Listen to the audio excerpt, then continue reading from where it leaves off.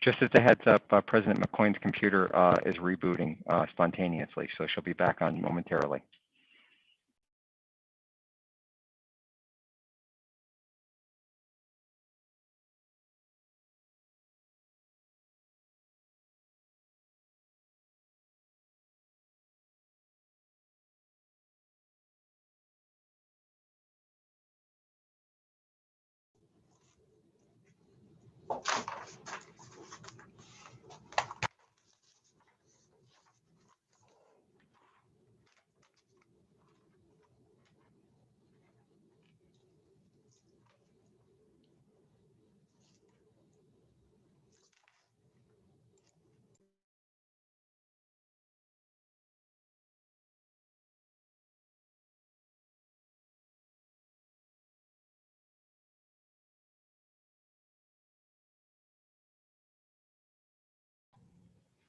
All right.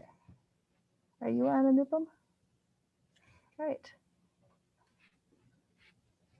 All right, so I believe everybody is on and ready. President McCoy, we have not, the live stream is not public yet, so if we could just wait another few seconds. Okay.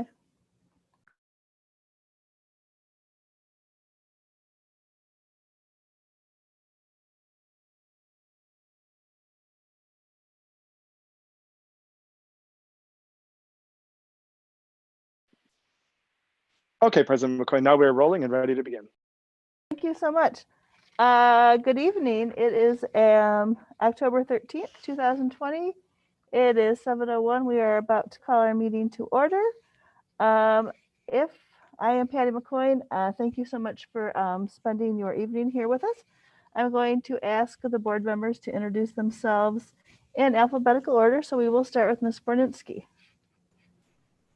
Good evening, everyone. Thank you for joining us. I'm Kate Borninski. Hi, everyone. Thanks for listening tonight. My name's Doug Brooks. Good evening. I'm Patrick Keogh. Thanks for watching tonight. Hi, I'm John Lazarowitz. Good evening. This is Anupam Chugsidhu. Thanks for joining us tonight. I would also like to mention that Mr. Savage is not joining us. He is having some health issues. So we wish him well and hope he can join us soon in the future. Ms. Merritt, would you like to introduce yourself and your staff, please? Yes, thank you, Monica Merritt, Superintendent. Welcome everyone to our meeting this evening. I'd like to begin by introducing my assistant, Ms. Diane Robertson. I want to thank her for being present at each meeting, making sure that she takes our minutes for our community members that are not able to be present or view the meetings. I'd like to ask the remaining members of the staff to introduce themselves to you, beginning with Mr. Brandon. Thank you, Superintendent Merritt. Nick Brandon, Executive Director of Communications and Marketing. Welcome, everyone. Hi, I'm Debbie Piaz. I'm the Chief Finance and Operations Officer. Welcome. Good evening, Liz Vartanian Gibbs, Human Resources Assistant Superintendent. Good evening, I'm Kurt Tiskowitz, Executive Director of Student Services. Thanks for joining us this evening. Good evening, I'm Beth Rail, Chief Academic Officer. Thank you for being here tonight. Good evening, Heather Fitzpatrick, President, Education Association. Thank you for joining us this evening. Okay, thank you so much. And we will have the Pledge of Allegiance right now. I will say it if everybody would like to rise. I pledge allegiance to the flag of the United States of America and to the republic for which it stands, one nation, under God, indivisible, with liberty and justice for all.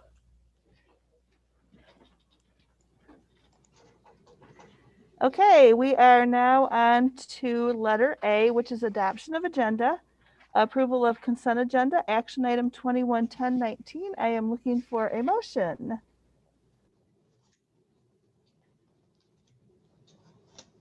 Madam President, I move that we adopt the agenda and approve the consent agenda, action item 211019. Second. Okay, it has been moved by Member Borninski and seconded by Member Brooks that we adopt the agenda and approve the consent agenda, action item 211019. Ms. Merritt, would you like to take us through it, please? Yes, President McCoy. This evening, our consent agenda consists of human resources transactions since our last time together. We have new hires for your consideration, as well as leaves and retirements. In addition, we have the approval of minutes from our regular meeting on September the 29th, 2020, our special meeting minutes on October the 2nd, 2020. We have first reading of policies 0167.7, that's a use of social media. That's a first reading this evening, as well as policy 2430, district-sponsored clubs and activities, and that is also a first reading. And also this evening for your consideration, we're pleased to bring forward consideration of the approval of the tentative agreement that has been reached with the Plymouth Canton Extended Day Association, that is PCETA. Okay, it has been moved and seconded. Mr. Brooks, can you take us through a roll call vote, please? Sure. First member Berlinski, Yes. member Brooks, yes. Member Kehoe, Yes. member Lazarowitz, Yes. member McCoy, Yes. member Sadoo. Yes. Motion passes 6-0. Okay.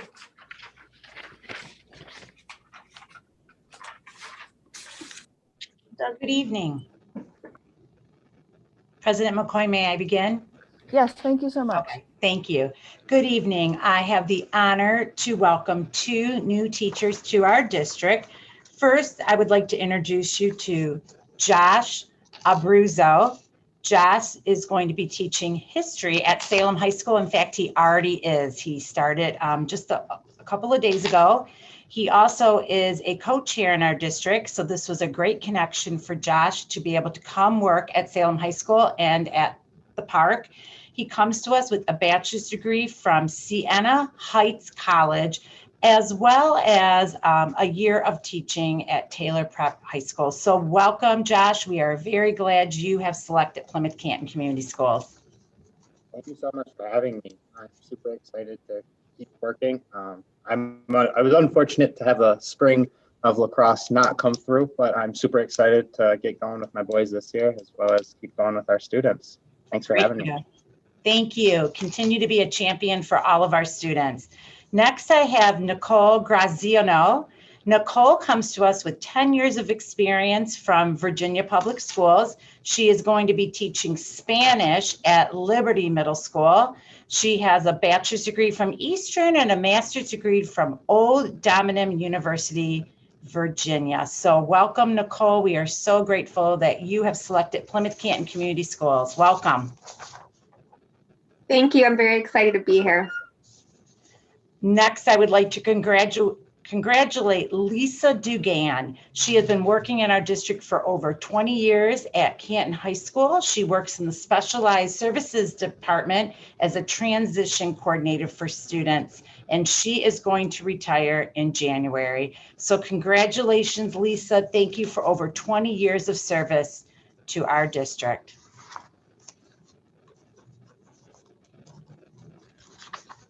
All right, thank you very much, and welcome to our new hires, and we wish the best to our retiree. We are now on to letter B, which is celebrating success, and it is Anupam Chugsadoo is going to be presenting tonight. Thank you, President McCoy. This is exciting because this is one of the best things that we do at our board meetings, and it's exciting to have this honor back on our agenda. And so tonight we are celebrating success to honor Abhi Kishamuni, a senior at Plymouth High School, for receiving some special media recognition for his volunteer efforts during this election season. Abhi has lent his time and energy during the pandemic to volunteer as a local polling worker, even though he is still a year away from being able to vote, to participate in the process of democracy and serve our community. His efforts grabbed the attention of USA Today, and thanks to his service, Abhi found himself as the lead of the international newspaper article, Not Old Enough to Vote, but Old Enough to Help. How teens are helping to avert an election crisis. By the way, an excellent article. I read this, so I'm so excited to meet you here, Abhi. And I believe Mr. Brandon is going to put the article up. Yes, there it is. Excellent. After watching The Daily Show and seeing host Trevor Noah pitch Power the Polls, a national recruitment network working to ensure that there are enough poll workers on election day, Abhi signed up first for the Michigan State primary in August. He will be back at the polling site November 3rd to be among more than 1 million poll workers helping to ensure people can vote. And for good measure, Abhi has recruited 4 of his buddies to do the same. Thoughtful and generous students like Abhi are what makes PCCS such a fantastic school community. On behalf of the PCCS Board of Education, it is my honor to present Abhi Keshmuni the STARS Award, Students with Tenacity Achieving and Reaching Success. Abhi, would you like to say a few words about this recognition? Yeah, I want to thank you guys so much for recognizing me for this. My work with the city of Detroit as a poll worker has been honestly some of the best experiences that I've had. And I'm really, really honored that you guys are presenting me with this award. And thank you. Thank you. And we are so honored by your involvement and your work. So on behalf of the Board of Education, congratulations and keep up the great work. Thank you so much.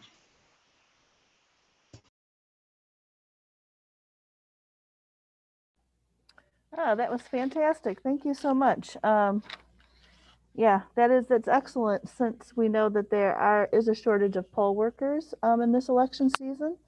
So we really appreciate it when especially students get out there and get involved when they are young. It really goes to show that students and young people really are engaged in their community. So thank you so much. We are now on to C, which is board committee reports. And action, the first up is the president's report. It's been kind of a little quiet. We've had several meetings. I do want to apologize to the community, to my fellow board members, and to the administration. Last week's meeting was a bit contentious, and I need to take responsibility for keeping the meeting going smoothly. So I really do apologize for that. I will try to keep it less contentious and have everybody be on their best behavior. So from now on, we're going to move forward and assume that everyone is coming to the table with their best of intentions. And we are going to really strive to work collaboratively as an entire team for the best of the students in our district. So that is it for me. We are going to be on to now the SPA report with Ms. Berninski. Thank you, President McCoyne.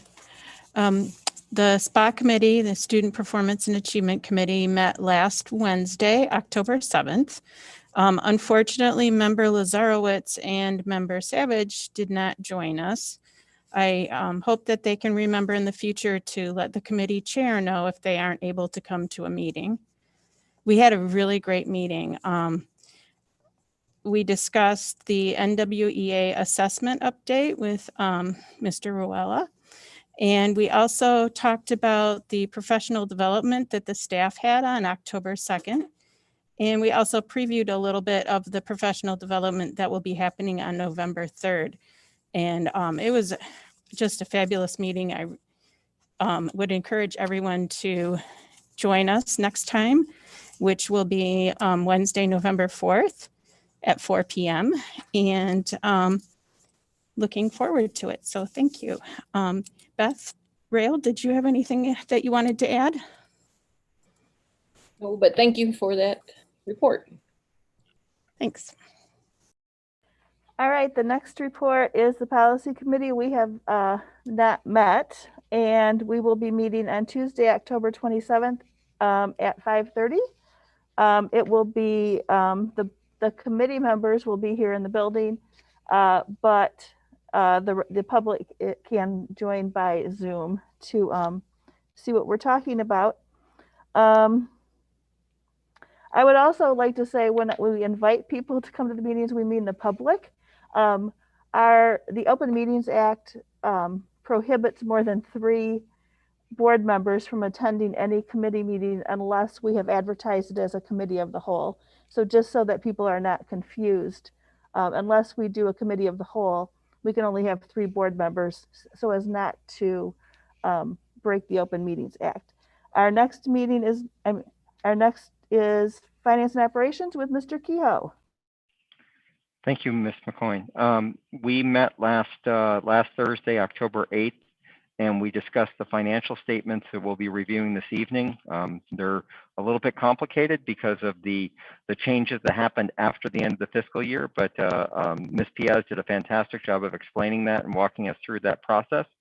We also reviewed the summer tax resolution, which is a standard resolution, which we'll be voting on this evening. We also talked about a domestic hot water boiler that is actually 2 hot water boilers that have failed at the Salem pool. Those are used to support the showers and the bathrooms there, and that those will be on the agenda this evening for a replacement. And then we also had some really great news on our technology purchases. We have been trying to buy some additional Chromebooks to help support and replace some of the older equipment that we'd had that is no longer supported. And we had provided, or the administration had used their emergency authorization to do that. And they lucked into being able to get 1,000 new Chromebooks that have actually already been delivered. So those will help support some of our testing requirements, as well as some of the replacement of older devices that are no longer supported. We still have some additional Chromebooks that are on order, and we're hoping that those will get in. But worldwide, there's obviously a lot of demand for those. We also discussed the air purifiers that are used to help support the district. As Ms. Merritt spoke about at the last board meeting last Friday, we have 100 of those that are already on their way to us and should be to us, I believe, next week. Or actually this week, I think, isn't it? Yeah, this Friday, I think, is when they're arriving, and those will help support those rooms where we might have some concerns with social distancing, where we may be just underneath the 6-foot process. Where we may be just underneath the 6-foot process, and they'll also support those situations where we need to have air purifiers in rooms where we have close support with staff and educators and students. In addition, there's another 900 purifiers that we've been able to secure, and those are scheduled for delivery in November. And those will help address ventilation and purification, especially as we might need to close some of the dampers in the colder months and make sure that those rooms are properly maintained. So it's a good meeting, very efficient meeting, and our next meeting is coming up on Thursday, October 22nd. There's a time change on that. It will be at 4 p.m. instead of our normal time of 5 p.m. And again, we welcome the community to connect in remotely to visit that meeting. All right, thank you. And our next report is Educational Excellence Foundation with Gretchen Ward. Hi, good evening. I'm excited to be here tonight because we've got some great news to share. Last spring, the EEF made the difficult decision to suspend our Classroom Enhancement Grant Program. With our wine tasting being canceled and the back to school bash not happening, we weren't sure what this fall and our granting abilities were going to look like. So we were thrilled to have received word from Community Financial Credit Union that they wanted to support the teachers, whether in the classroom or teaching virtually. So they've offered to help reinstate our grant program with a $10,000 donation dedicated solely to classroom grants. Now, upon hearing news of their support, the EEF trustees voted to match their donation with our own foundation budget to bring it up to a $20,000 granting cycle. Now, good news must travel fast. Because of hearing this news in the community, 2 other local community partners, Delta Kappa Gamma and the Plymouth Odd Fellows, both organizations have pledged $1,000 to also help support the granting cycle this year. Now, classroom enhancement grants, for those who might not be aware, allow for special projects that teachers want to implement and that get our students excited about learning and enhance the curriculum, but that there just isn't building or district budget for. We are excited this year because we also think there might be some unique projects or materials that teachers are asking for as they're navigating teaching virtually this year. We do recognize that teachers are not necessarily grant writers, nor do we want them to be intimidated by the granting process. So we've tried to make it pretty straightforward this year. Applicants can visit our website, eef4kids.org. That's eefforkids.org, where there's a link to the application that's simply a Google form that they fill out. We do want to make it easy and streamlined for the process because we want them spending their time in the classroom, not necessarily writing grants. So for teachers out there, the deadline to submitting the application via the Google form is 5 o'clock on November 25th, and you will have a decision by December 1st. Now, if we have any other community partners out there who are watching who would like to support this program, you can also visit that granting page, eef4kids.org, to make a donation. We're excited to get this program up and running for our teachers, and we couldn't have done it without Community Financial kicking it off with that $10,000 pledge. So thank you to them, and we are so excited to be able to open this back up and to see all the great projects that are coming in via applications. Thank you. Thank you, and that certainly is very good news that the teachers will be able to, again, be supported in their classrooms. I know how important that work has been and how much they really appreciate it, and all the enrichments that you are supplying for our students and teachers. We are now on to letter D, which is administrative reports and recommendations. Up first, we have the superintendent's report. Thank you again, President McCoy, and just to appreciate EEF and the support of our teachers, our students. It's really just exciting, I think, to hear all that's going on and feeling a little bit of the normalcy of school again. So just really appreciate that report and looking forward. And speaking of the normalcy of school in terms of our new normal, I want to thank the Board of Education for your support in approving our elementary hybrid model plan to begin transitioning our elementary school students back last week. Believe it or not, that date is coming up on Monday, where we will welcome our kindergarten students back. We are so excited. It feels like the first day of school all over again. So our kindergarten students coming back in our hybrid plan on Monday, followed by our first and second graders on Thursday, and then our third through fifth graders on the following Monday, October the 26th. So we are definitely excited to see our students again. At the same time, we remain cautious when we think about the impact of our current pandemic as we continue to monitor the COVID-19 local data. As we know, across the state, we're seeing a spike right now. And so we really definitely need to be mindful of that data and ensure that we are following our health and safety protocols each and every day to make sure that we're keeping our students and our staff safe. In saying that, I do want to give a special shout out this evening to Nurse Atsit and our incredibly strong nursing staff, dedicated nursing staff. As you are all aware, we've had positive COVID-19 cases since we've been back here in school, but even before now, the arrival of our students. And that team is really just working so hard in collaboration with our director, Riley, safety director, on reporting protocols, managing positive cases. The turnaround is very quick and thorough and working with the Wayne County Health Department. And so it is really good to have them leading our team and making sure that once again, we're able to adhere to our protocols and keeping everyone safe. As I go through some shout outs, I think I just want to make sure I do that each and every board meeting. As I share, it takes a village, and our village is working so incredibly hard on behalf of students and our staff just to keep us moving forward in a positive direction. So each week I want to make sure that I'm highlighting different aspects of our organization in terms of our valuable people that keep us going. I want to give a shout out this evening to our paraprofessionals, and that is such a dedicated group of employees.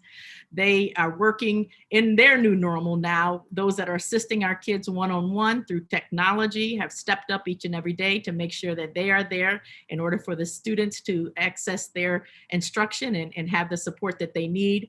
Those paraprofessionals that have been reassigned to touch point cleaning, they're showing up each and every day and making sure that they're assisting us in those health and safety protocols. And you are so extremely appreciated, as well as those that are helping in our office and just the overall readiness for school return. And once again, we could not do it without you. Finally, I want to give a shout out tonight to our curriculum and instruction team. They have worked so incredibly hard in supporting our teachers over the past several months. They've created pacing documents for K-12 for our teachers that really provide some guidance on what lessons could be combined or eliminated in a virtual setting, recognizing this is the first time that we've gone 100% virtual and really helping to ready our teaching staff for this incredible task that is in front of them. They've developed a virtual learning website that's providing a one-place stop for teachers to access information on virtual learning. Instructional coaches are providing technology support for Canvas and Zoom. In addition to supporting our teachers with instructional practices, they're supporting our substitute teachers in creating content in Canvas and teaching virtually. A big shout out for their help with creating asynchronous lessons, literally making those lessons inside of Canvas for social studies and science. And that is all such a tremendous support for our teachers. Most recently, they've developed individual lessons for teachers to use while we're conducting the NWEA testing. And so it's just, the list goes on, but once again, I just want to make sure we take the time out to just recognize individuals and teams among our organizations that are working so hard behind the scenes to make sure that we are ready to continue to deliver the best educational experience for our students, be it remote or here in person. One more thing I wanted to touch on before moving on. I know we do have a large agenda tonight, so I don't want to talk too long. When we talk about these cases and reporting our cases, as you are aware, under Emergency Order MCL 333-2253, this is a new order where we are, as a public school system, expected to report confirmed cases or probable cases of COVID-19. Remember, we talked about that as going into effect on Monday, October the 12th. We are required under this executive order to have a public notice on our website of all school-associated cases. I just wanted to make sure that I clarified today what that means.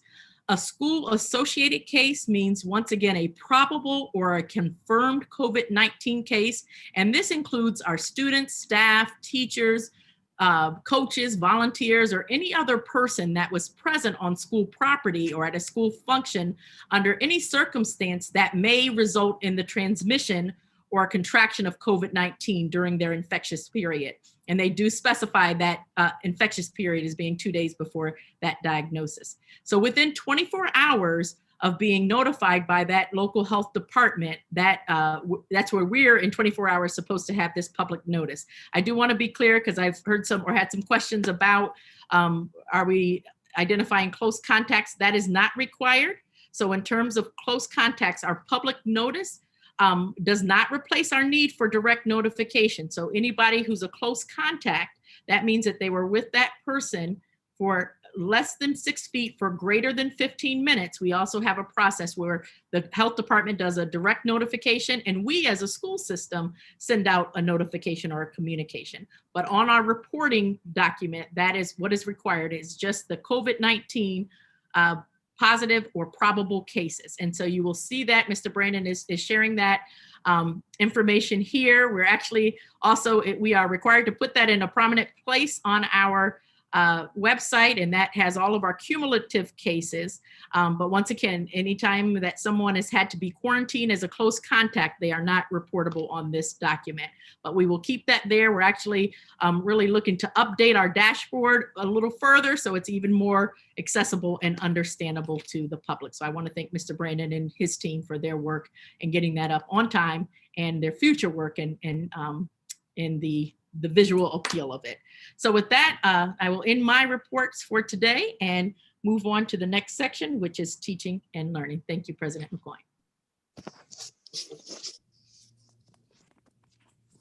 Thank you. So as we start to look at teaching and learning, the first thing we're going to do is talking about getting back to a little bit of normalcy. We're going to be very pleased to start back with our school improvement highlights. And I'm going to introduce Hal Hurd, Director of High School Education, who will share with you what tonight's highlights are about. Thank you, Mrs. Rail. Good evening. Tonight we will hear the school improvement highlights from one of our four high schools. We have with us tonight Principal Sharita Lewis of Canton High School. So I will turn it over now to Ms. Lewis. Good evening, everyone. Thank you, Mr. Hurd, and thank you, board, Superintendent Merritt. Thank you, Mrs. Rail, everyone for allowing me to come on tonight and talk about all of the wonderful things that are going on at Canton High School. You know, when I started last year, the first thing that I was directed or hit with was, what is our legacy? What will our legacy be? And that inspired me.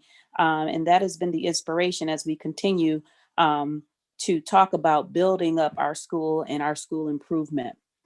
So it directly leads into our why, which of course our why is directed into our mission statement for Plymouth Canton Community Schools, which is to develop capable, involved citizens that recognize that they are citizens of the world and use critical thinking skills and are lifelong learners.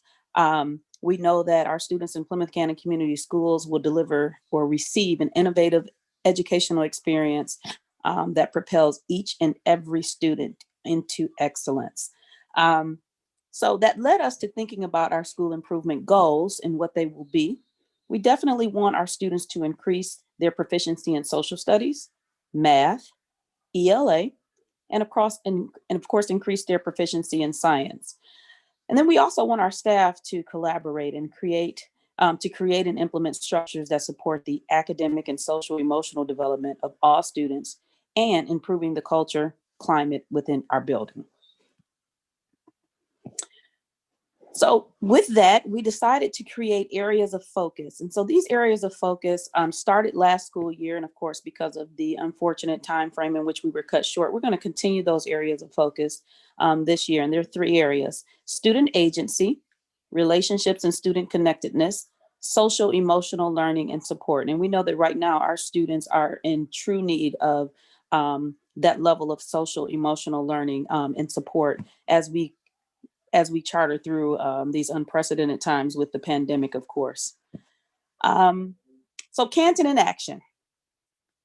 What have we been up to? We definitely are allowing data to inform us. We never want to remove ourselves from what's going on and how our students are performing as it relates to data. We are always looking at how to improve programming and looking at continuous evaluation of our programming as it relates to our school improvement goals, making sure that we are achieving equity. And also we have been very responsible in our COVID response for students and of course for our teachers this particular school year. So in this particular case, when I think about Canton in action, I think about the supportive environment that we have. And I've listed many, but I'm sure that I've left some off. But it obviously ranges from the traditional parent-teacher conferences all the way to the tradition of having a student of the month breakfast. ELL endorsements have been introduced. We have our Kitty Campus, which is awesome. This year we had an open house, and the open house happened to be virtual, but it was a very successful open house. We have our African American Parent Network. We have an environment that encourages family attendance at school events. And in particular, one particular school event we hosted last year was the National Merit Awards Recognition Breakfast. And so what you notice in one of the pictures at the bottom, not only do you have the students who received the National Merit Award recognition, but their parents are also there behind them. And so we hosted a nice breakfast for them. You have our students on the far right in the Kitty Campus. And in the middle there, you have, we have our very own Colleen Berry, who was presented with the award for the Michigan Lottery Educator of the Year. We also have for our student support, our Zen Room, a Zen room where our students can go and they can kind of decompress. They can talk over with their counselors what may be bothering them, or they may just need to breathe for 5 or 10 minutes or so. In addition to our supportive environment, we have PBIS. We have our school-wide procedures and rules that we're always looking at, trying to make them better, trying to be inclusive with that particular area as well, involving our students in that decision-making. We have our Park News that goes out bi-weekly. We have a Dean of Students, an awesome security team, our school counseling team, and the list goes on and on, of course. So our supportive environment is continuing to grow and is also always evolving around creating a level of improvement related to our school improvement plans and, of course, our 3 areas of focus.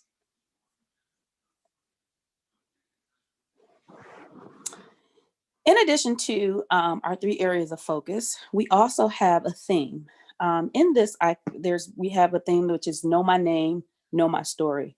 And the goal is not for our teachers just to know the name of the students that are on their roster, but the goal is for them to know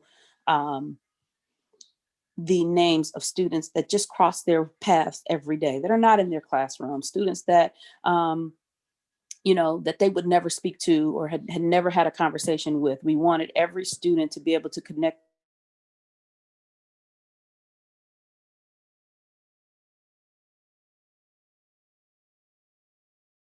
We've lost your sound.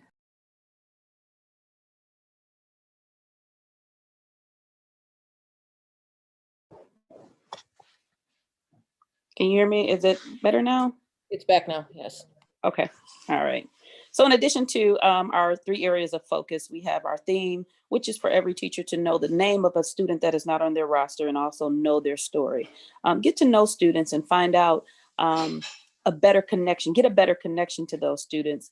And that was in addition to that goes back to that equity piece and being able to recognize different cultures, being able to recognize, again, students that are just not on your roster that you need to connect to. So that's definitely one of the areas of our story at Canton High School.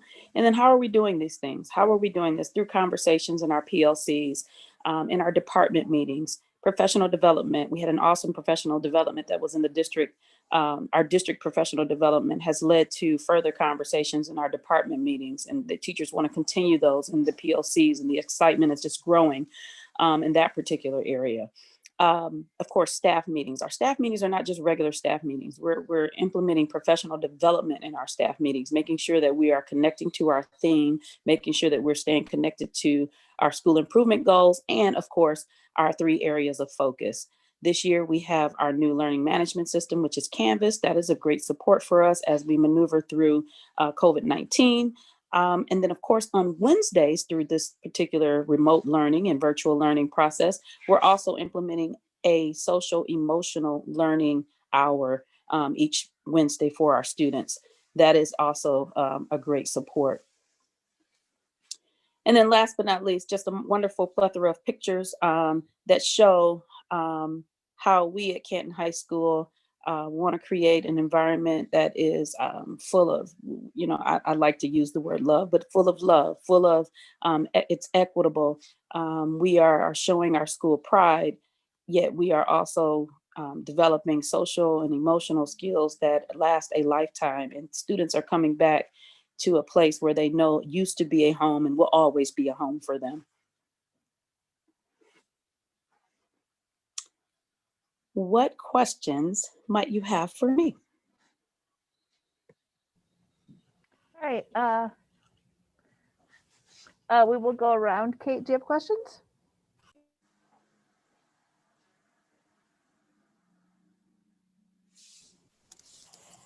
Hi, Ms. Lewis. I was wondering about the pantry that is located at Canton High School.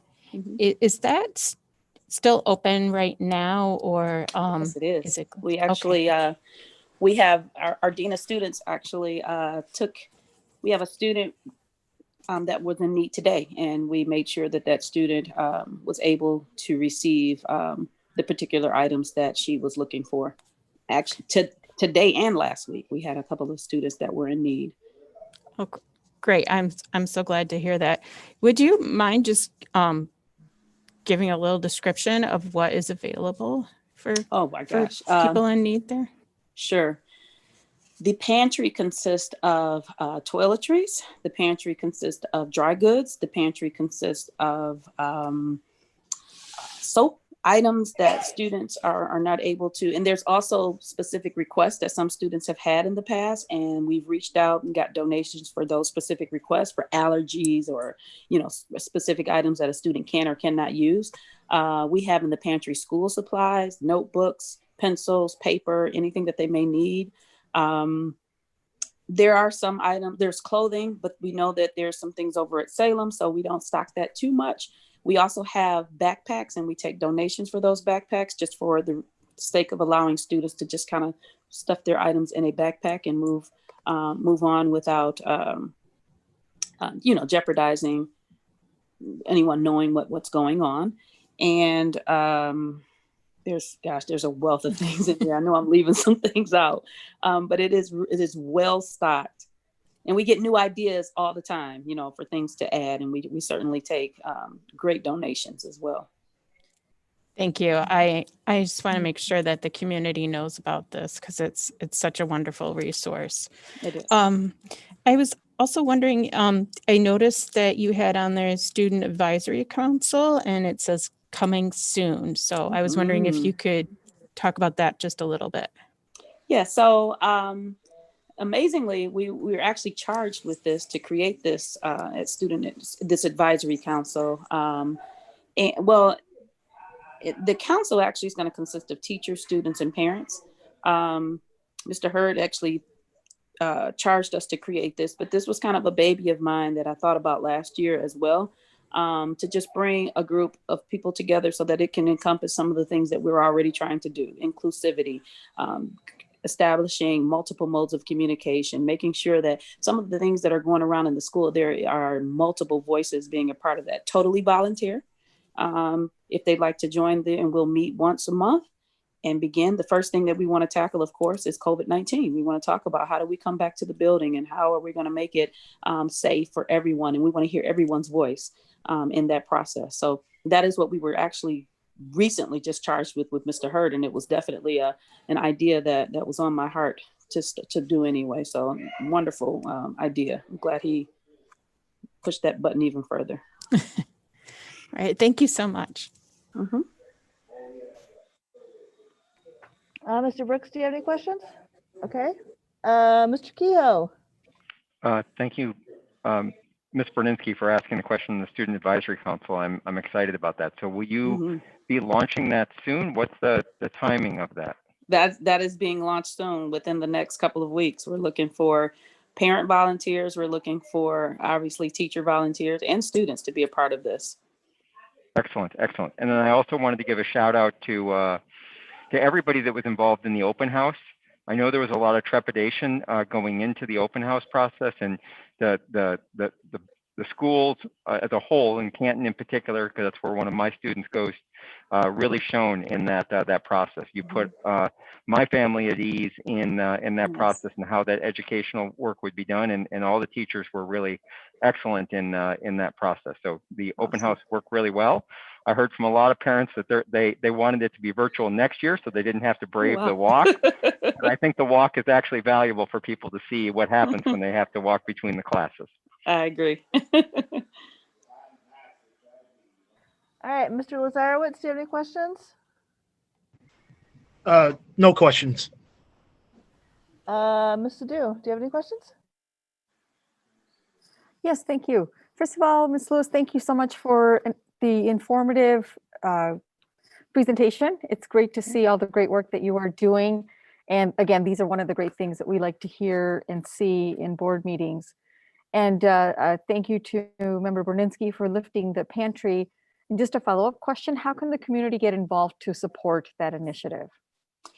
You know what, our counselors are actually in charge of stocking the pantry, and they're also we use our counselors as the go-to person for students to reach out to the pantry. We try to be as discreet as possible, but for the most part, we go through our counseling department. So I can certainly take an email and forward it to our counselors, and we could probably figure out a more formal process with this. But lately, it's totally been teacher-led, teacher-led, staff-led in terms of stocking the pantry.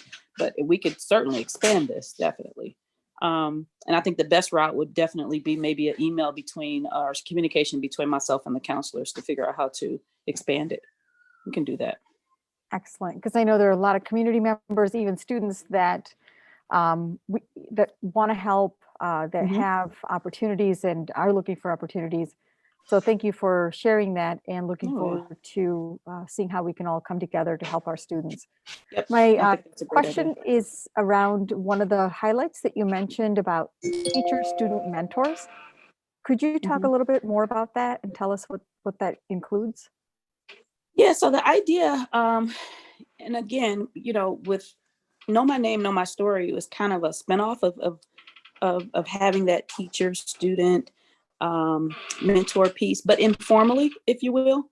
And the goal, number one, is relationship building. And so in an effort to do that without there being, oh, okay, sign your name here, you are attached to Miss Lewis or what have you, the goal is just to create a natural way of creating relationships and creating community. And so when we introduced Know My Name, Know My Story, while it was not necessarily directed as a teacher mentor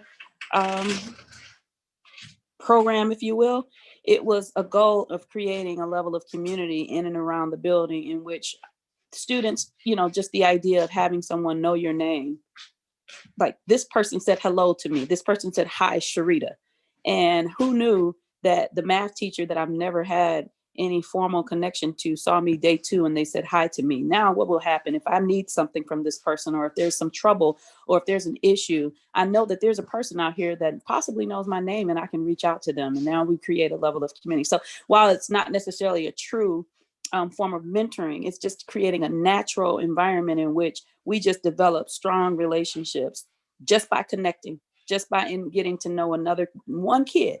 The goal was to get one kid that you never would speak to, that you would never even pay attention to, not on your roster. And you say hello to that kid, find out who they are, touch base with them again, and find out a little more about them, and then develop some form of a relationship. Nothing out of the ordinary or strange, just a relationship.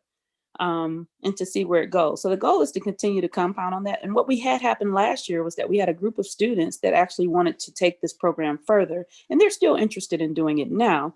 We just have to figure out a way to do it through, do it remotely, but they still want to continue with this, and they want to make sure that they keep the same group of teachers involved to help expand this particular program. And it had to do with the video and a little bit of social media. So it took a little bit more oversight than we had the time for after March 13th.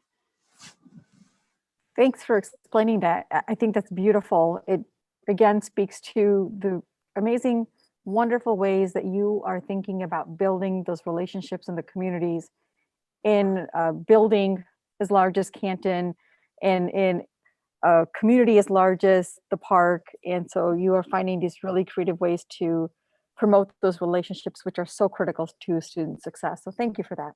Yes, you're welcome. I don't really have any questions. My questions were answered. I just wanted to say that I really appreciated this.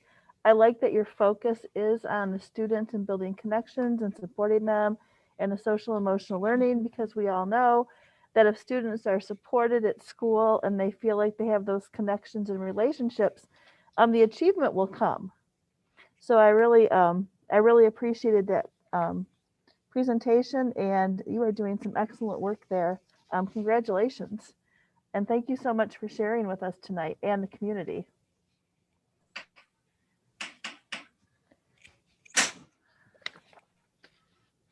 I think I lost.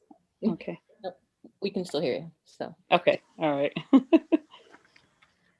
So we are done with our question portion. Thank you so much. Thank you for having me. This was fun.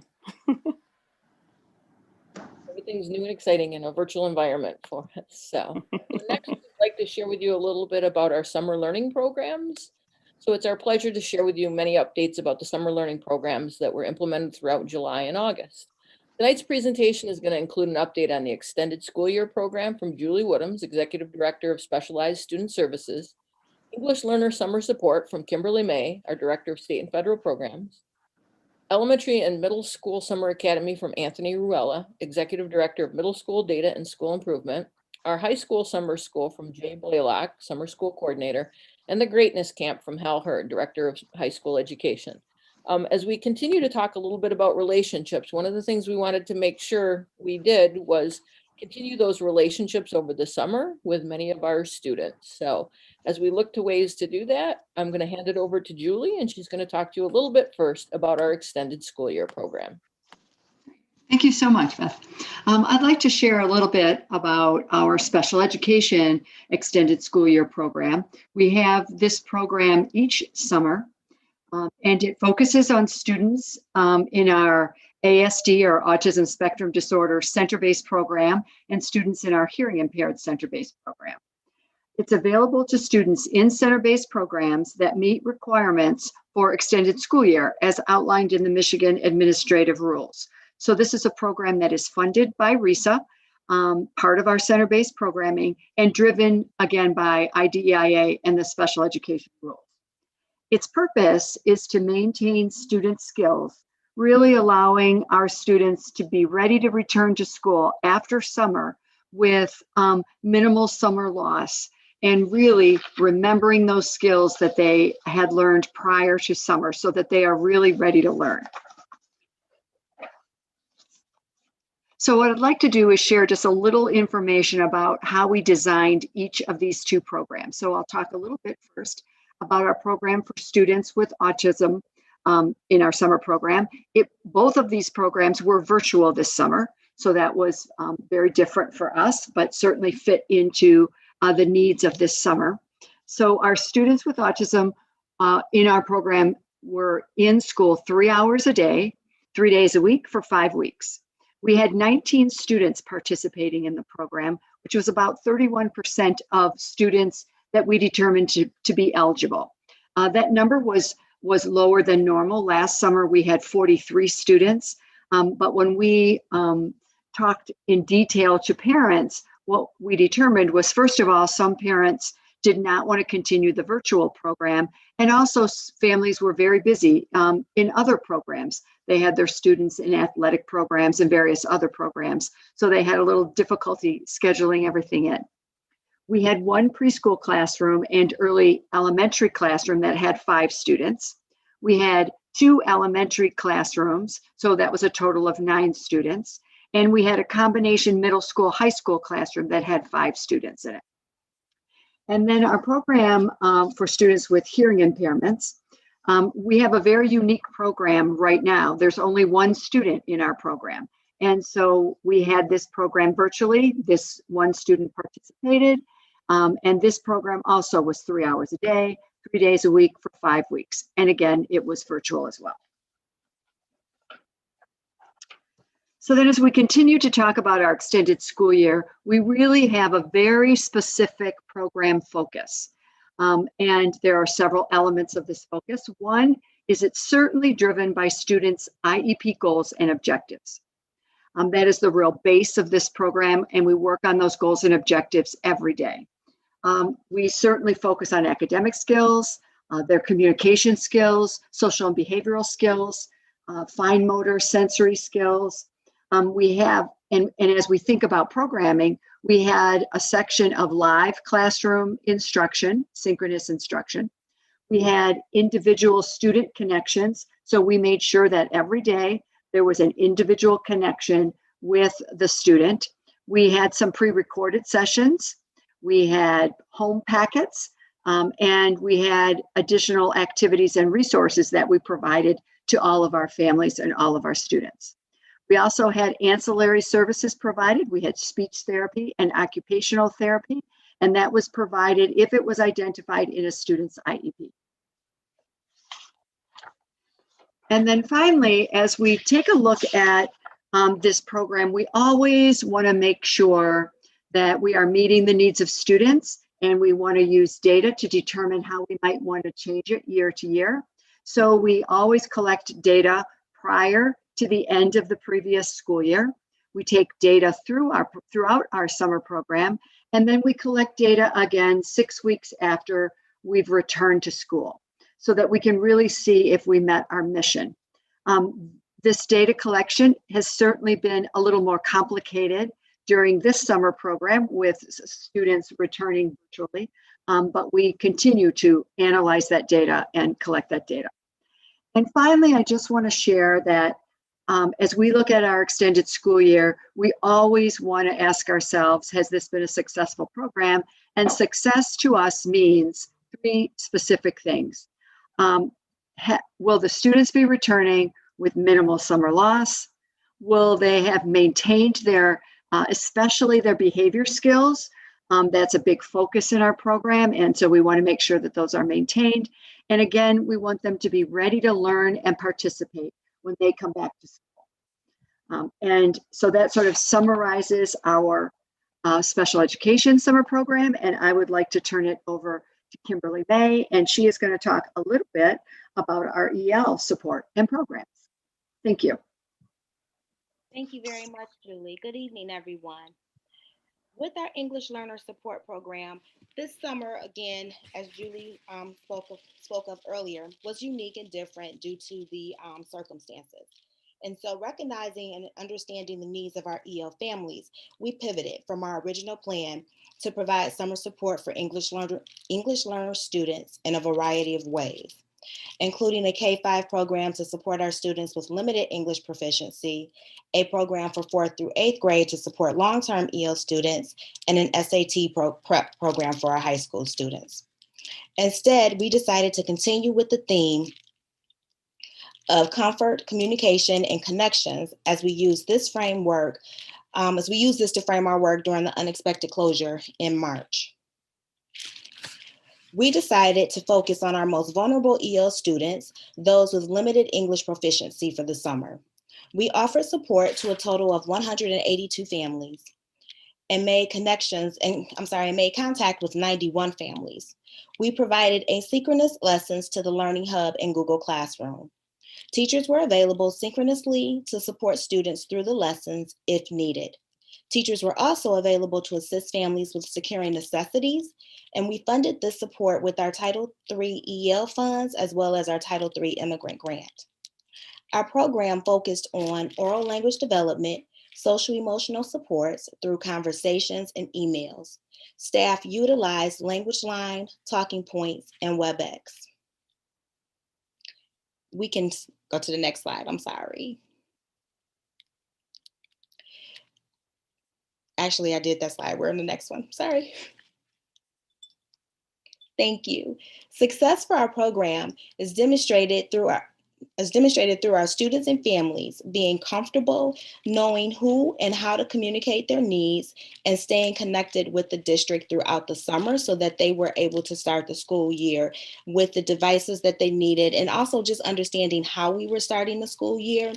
One of the things that we realized through the summer, actually once we were closed, shut down, is that many of our high school students had to get jobs in order to support their families. A lot of our families were just confused by what was going on. And so we wanted to keep that constant line of communication open for our families. And so that was really the focus of our summer support program. And with that, I am now going to turn it over to Mr. Anthony Ruella to talk about the Elementary and Middle School Summer Academy. Thank you, Ms. May. This year, the Elementary and Middle School Summer Academy went 100% virtual, like some of the other programs that you've heard about this evening. While the overarching purpose of this program remained the same, the pandemic did require us to adjust our approach. As a whole, the program stretched from mid-July through mid-August and served 236 students. It was staffed by 24 teachers and supported by a social emotional learning specialist, Mrs. Brenda Johnston.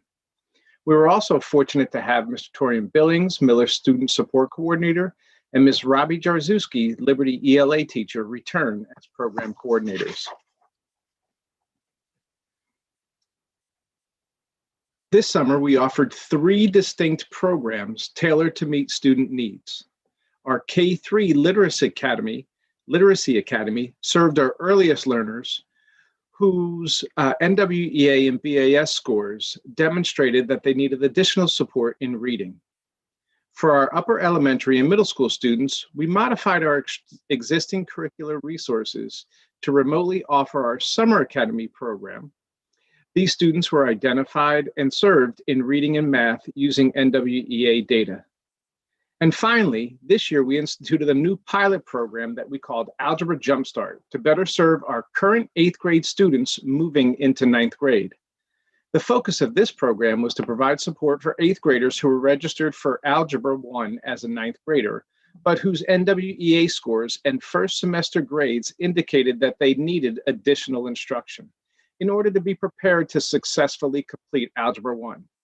This is incredibly important as success in 9th grade algebra has been found to be strongly correlated to positive outcomes in high school as well as post-secondary education. So a little bit more about Literacy Academy. Mr. Billings worked with our instructional coaches to develop the Literacy Academy program. It's something we hadn't offered before, but offered this year because our traditional summer programming for elementary school students is a hands-on science-based literacy approach. And because we weren't going to be in person, we needed to develop a different approach. So real quickly, the team worked really hard, put a lot of time, and identified 5 focal essential reading strategies that became the instructional backbone of the program. They then incorporated the structure of Reader's Workshop to develop a virtual model of instruction. And here's the way it looked. Each week, the program centered on one of the 5 focal reading strategies, and a student's weekly schedule consisted of a pre-recorded lesson shared with students and families on Monday morning that was followed by individual reading conferences with their teacher throughout the day. On Tuesday, students participated in small group instruction. On Wednesday, students again participated in individual reading conferences with their teacher. Thursday had students participating again in additional small group instruction, again related to the focal strategy for the week. And then on Friday, even though there wasn't class, teachers shared a classroom read aloud video in which they recorded themselves doing an all-class read aloud, just like students would engage in face-to-face learning that reinforced the weekly reading strategy. To ensure students can fully engage in the program, we provided resource bags included leveled readers, mini whiteboard with markers, and other school supplies.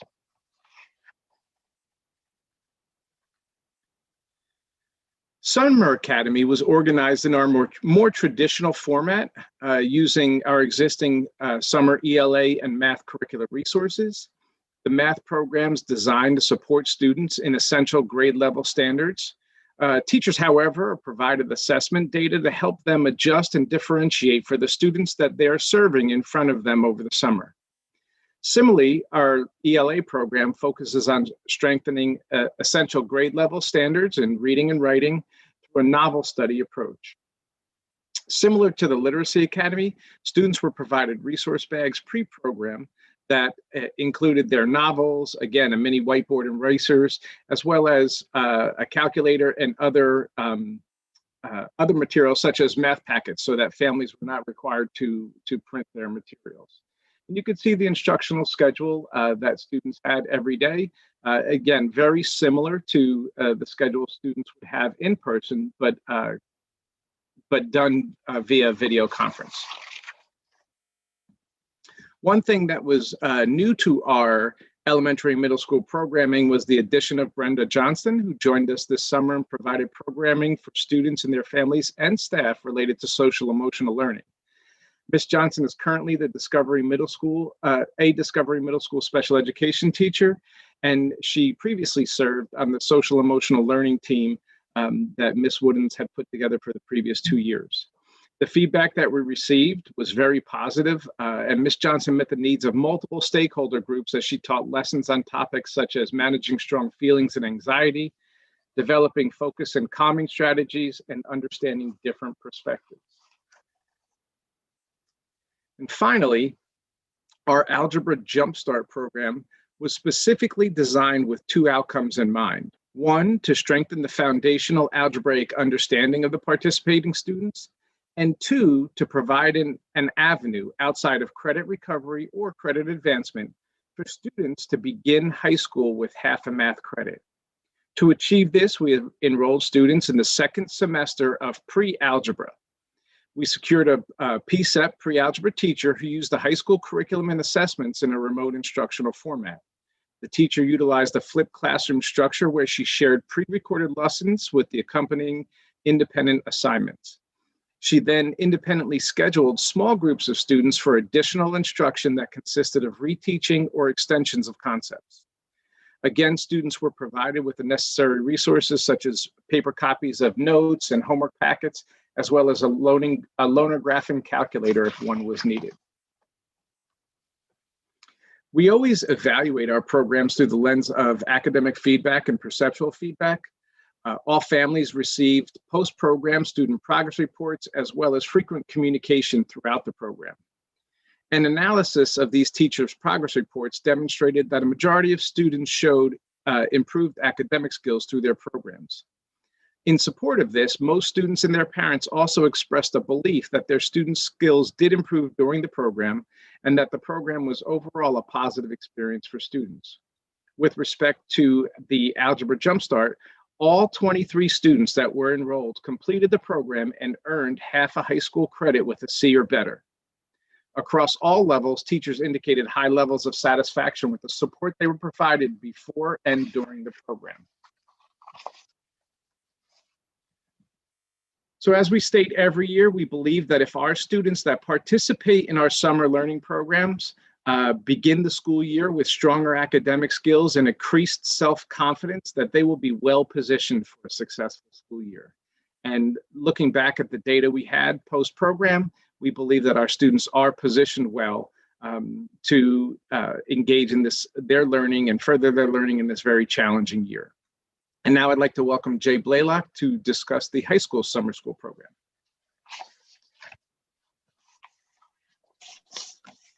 And Mr. Blaylock can't be here with us in person tonight, so he has shared a video with us so that he can talk with us in a different way. Good evening, and thank you for the opportunity to speak with you all tonight.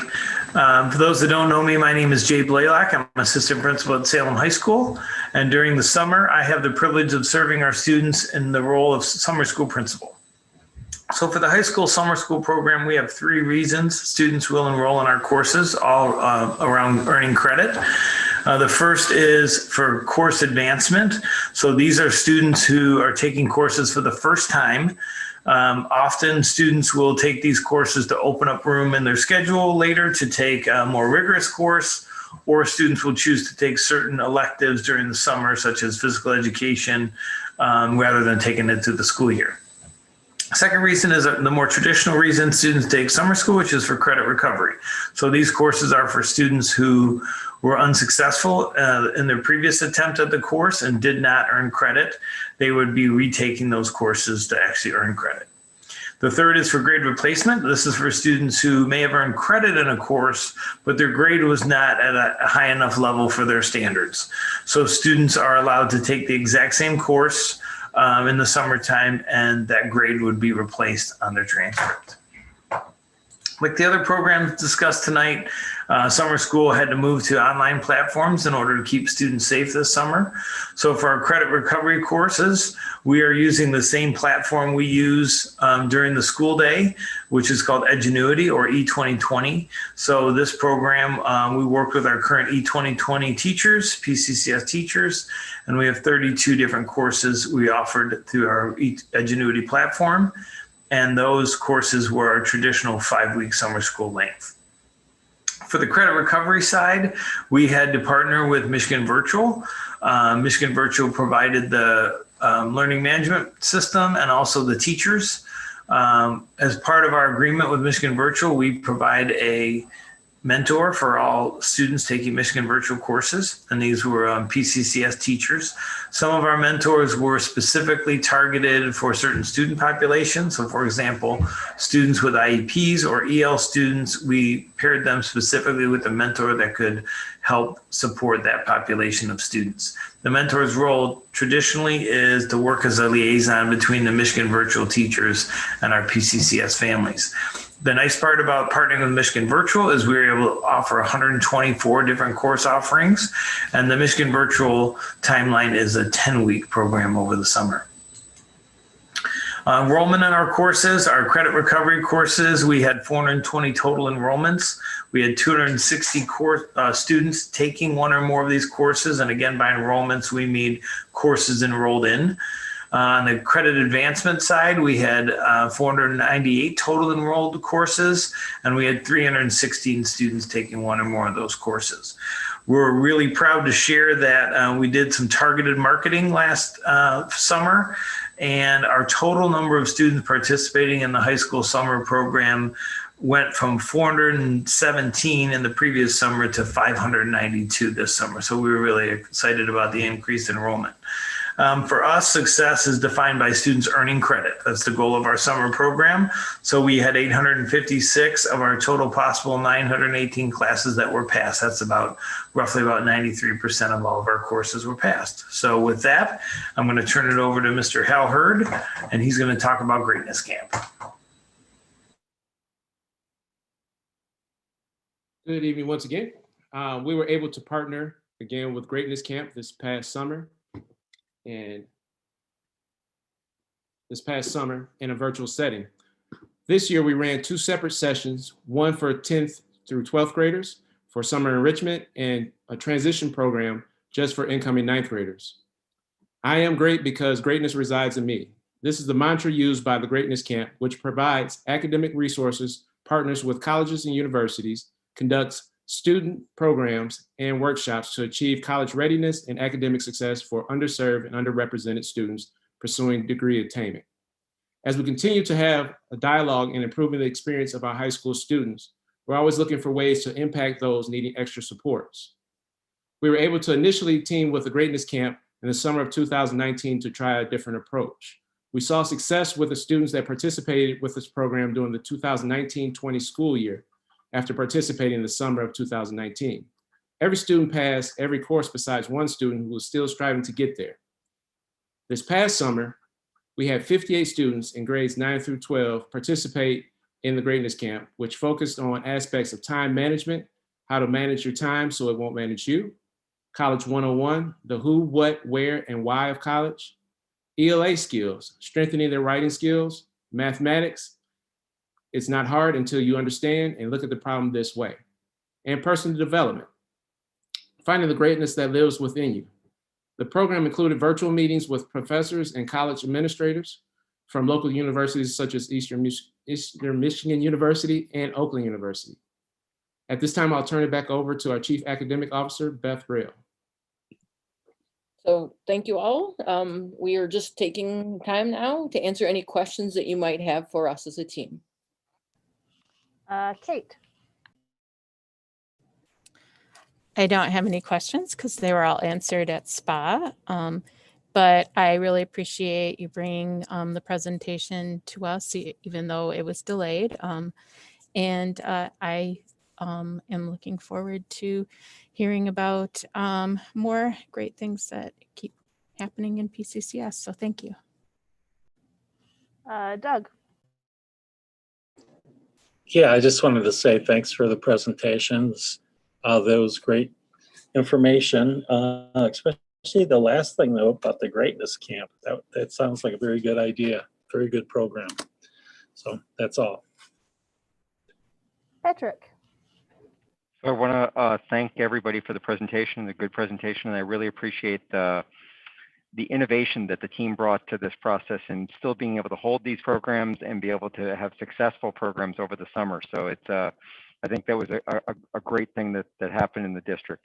Mr. Rawl, I may have missed it. What was our participation rate in the summer academies for this year? I'm sorry, in this virtual program as compared to what we did before? I was excited to hear about the high school ones that was increased participation.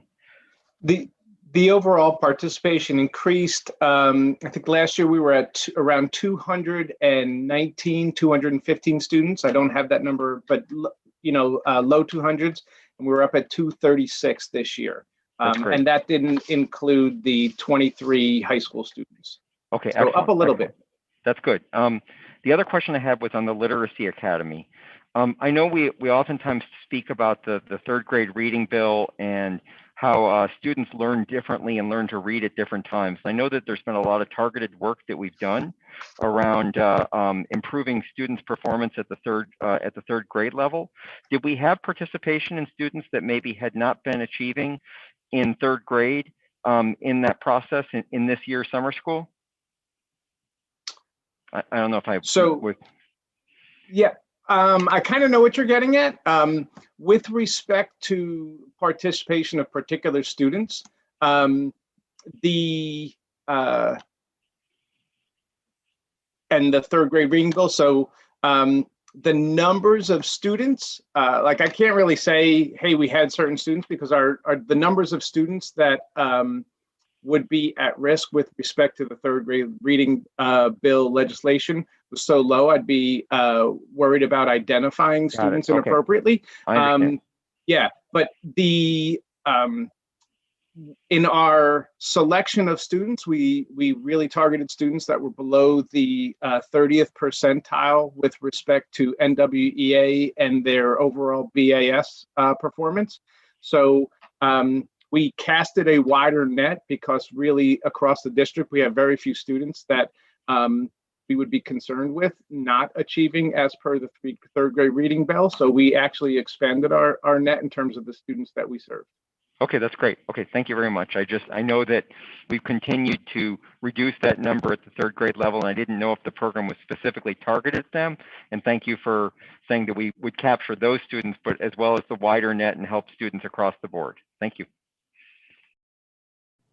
John, do you have any questions? Yeah, I have a question. How are EL students assisted in a virtual classroom using Zoom technology, such as learning, taking tests, quizzes? What tools does the district give the student to succeed?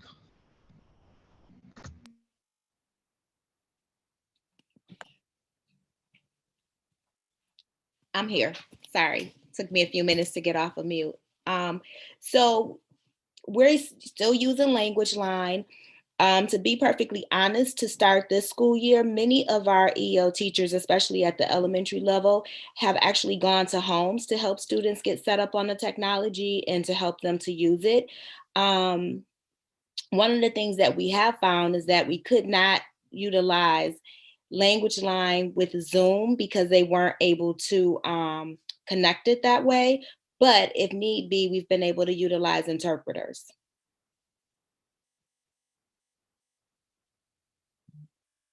Is there any other technology that we need to get for these students to succeed? Do you foresee any future issues with this? No, I think what, and actually Mrs. Malloy and I were just kind of talking back and forth about this the other night, was our Canvas that we purchased. It has a variety of languages. And so we just need to utilize it more, but that's just through additional training with our teachers. And so we're in the process of doing that. We wanted to, first get everyone trained on Canvas and comfortable in Canvas, and then begin to look at, okay, what are some of the other features of Canvas to continue to support our students? Okay, one last question regarding the Canvas. Are all teachers trained using Canvas? Yes. So if there's an issue, if the teachers have an issue, they just call and say, hey, listen, I have an issue with Canvas. Can you help me out? There's a support line for the teachers? I believe it is a support line. Canvas is not my wheelhouse exactly, so I don't want to misspeak.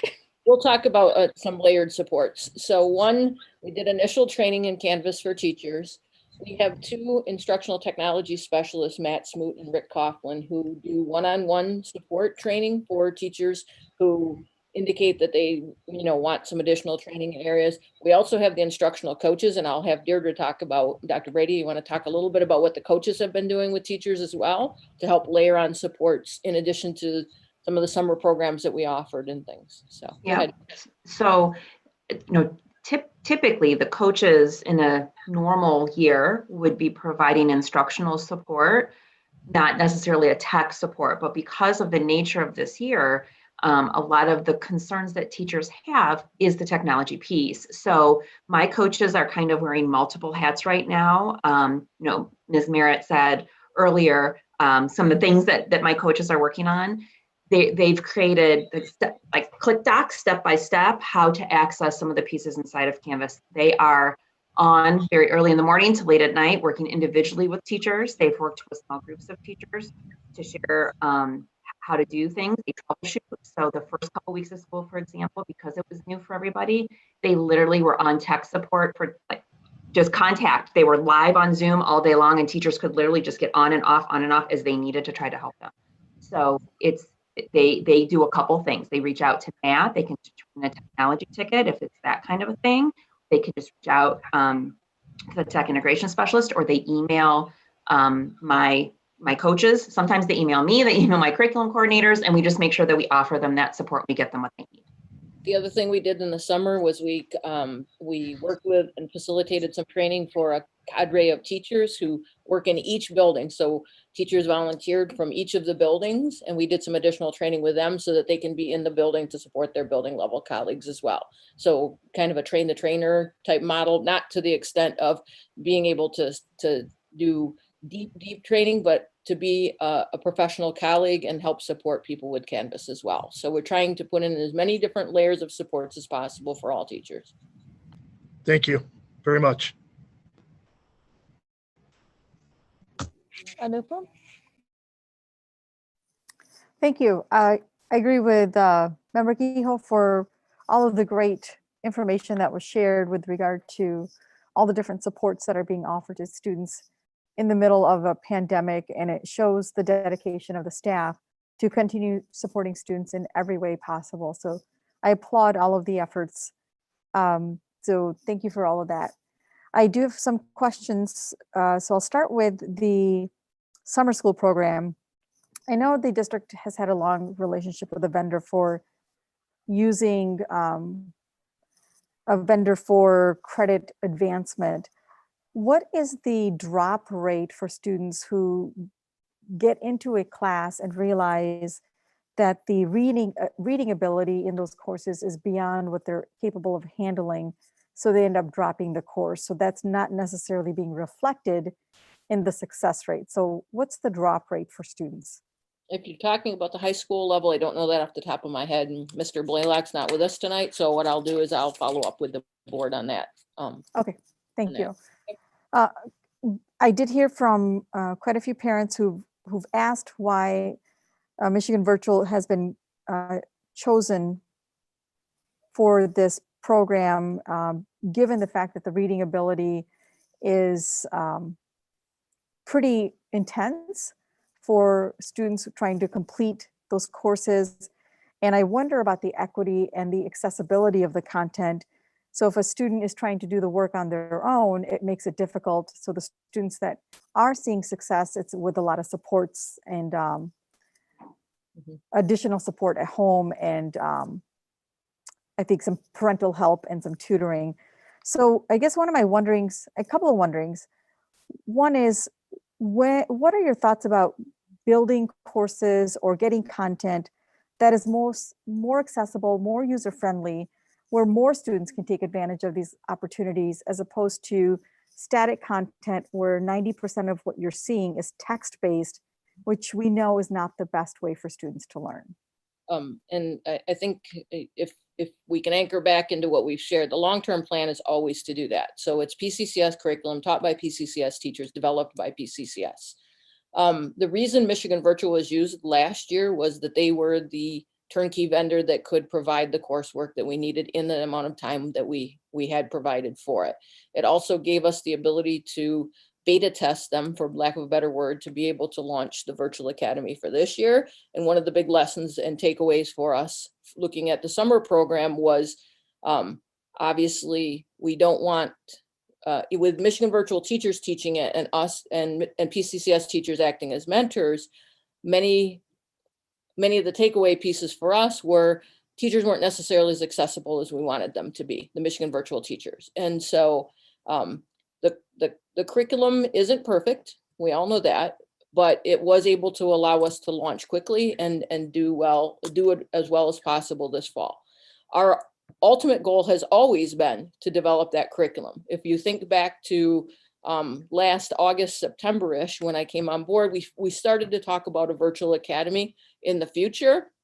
COVID-19 compressed that timeline exponentially for us. And so our plan was to take this year to build curriculum to be able to launch a virtual academy next fall. And so we're going to be working on that process. And as soon as, you know, we're now getting to the point where the school year is starting to settle in. So Dr. Brady, myself, the curriculum team, we've been having conversations about bringing teacher teams together when people have the capacity to do so, and starting to build that curriculum so that in the future, it's all totally our program. That has always been our intent. That has always been our desire. It has always been our vision to do that. Thank you. So I guess I was asking more specifically about the summer school program, because I believe the relationship with offering summer school courses through Michigan Virtual has been longstanding. I don't know. I believe a last couple year years. that was done. Edgenuity E2020 is the vendor that's been used historically, to my understanding, and I'll confirm that with Mr. Blaylock. But Edgenuity and E20, also known as E2020, is the program that's been used historically in the district. There are some, as we looked at some of the curricular assets and from that resource, we still continue to use it this summer for credit recovery, but credit advancement, there were some concerns with it. So we'll always continue to look for the best solutions, including looking at some of the open educational resources that are available and how we can layer on and differentiate instruction for both ends of the spectrum, our students who have some additional risk factors and need help to unlock content, all the way to our students who are accelerated and need some additional supports to push them and support them to excel even more. Okay, thank you. Okay, my questions were pretty much answered. I appreciated the presentation. I liked how your EL program this summer was basically trying to, the comfort for the kids. And I think that was shown when 80% of the elementary EL students, their families participated in the survey about what they wanted for the hybrid model. So I think that you've probably made some really good connections, and that's fantastic. So thank you very much. So now we are on to finance and operations. Good evening. We're going to start this evening with a brief financial update, and we're going to end with some current news on the 2021 budget. This information was discussed at our Finance and Operations meeting on September the 10th, and again at the Finance and Operations meeting on October the 8th. The auditors will be here to give their full report to the Finance and Operations Committee on October the 22nd, and then the full Board of Education will get the audit report on October the 27th at their Tuesday night board meeting. So I'll kick it over to Devin Kling, our Director of Finance and Accounting. He'll take you through some of the specifics of the general fund for the year ended June 30th, 2020. Thanks, Debbie. Can you guys hear me okay? Uh-oh. You guys hear me okay? You're a little quiet, but it'll be okay. Okay, let me try it. Is that better? Okay, cool. Sorry, I'm having, good afternoon, everyone. Today I'm going to take you through the 2019-20 general fund financial statements. This will be a quick high-level overview. If you have any specific questions, just let me know. So for the first Devin, it's really hard to hear you. Is this better? Not really. You sound muffled and very quiet. Is this better? Can you hear that at all? I think that's a little better. Okay. I'm going to just try and talk loud. So for the first slide, if we can slide down.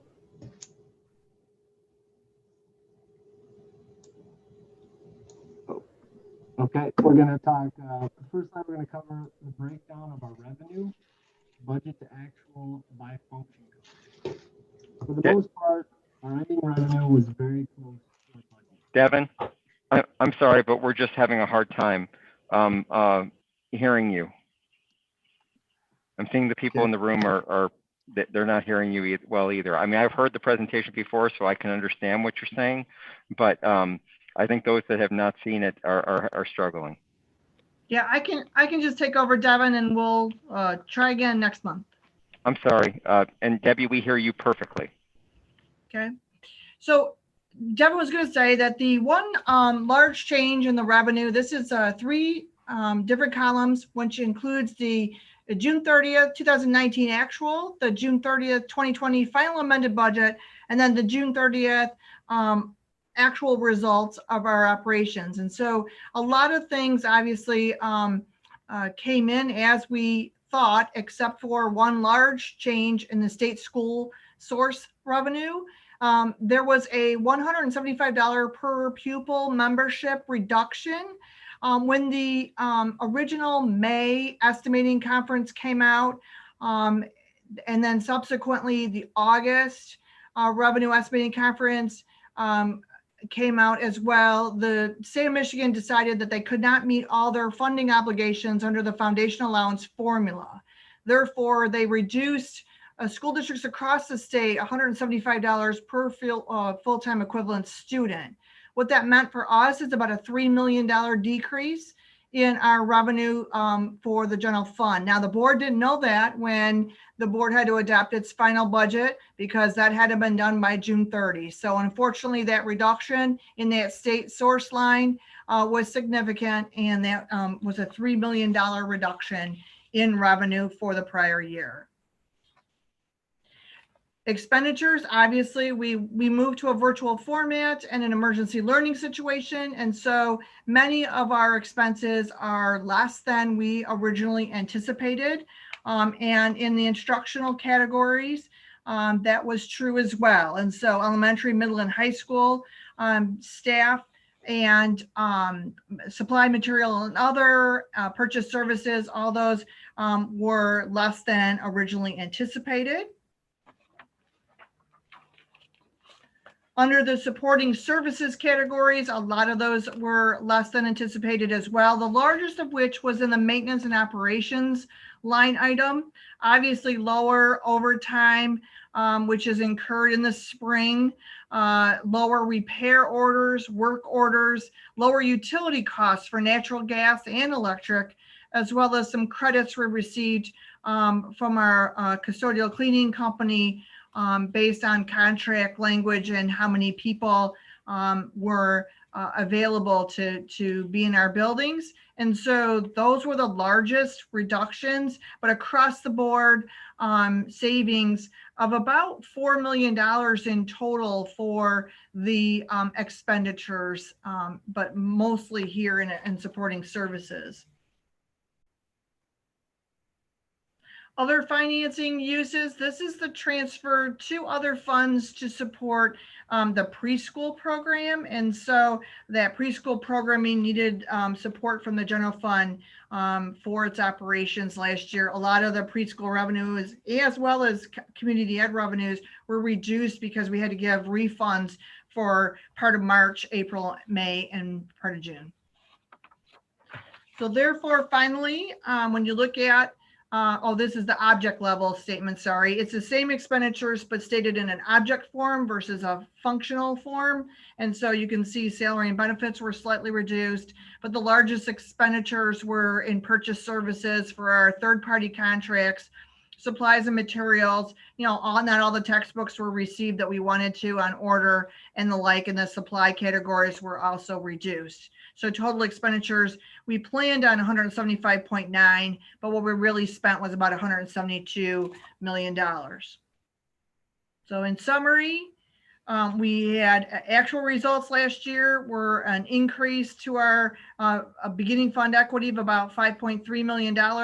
What we anticipated is about $876,000, and what we actually received was about a $1.7 million increase to fund equity, taking it to about 23%, or $39.5 million. Again, a $3 million reduction just in state school aid and a $4 million savings in expenditures not spent, goods not received, and services not rendered by June 30. And finally, I wanted to give you a snapshot of where we're at today. So our foundation allowance formula was adopted by the legislature on September the 30th. Basically, the $650 per full-time equivalent student is what we had to cover whatever shortfall might be thrust upon us by the state.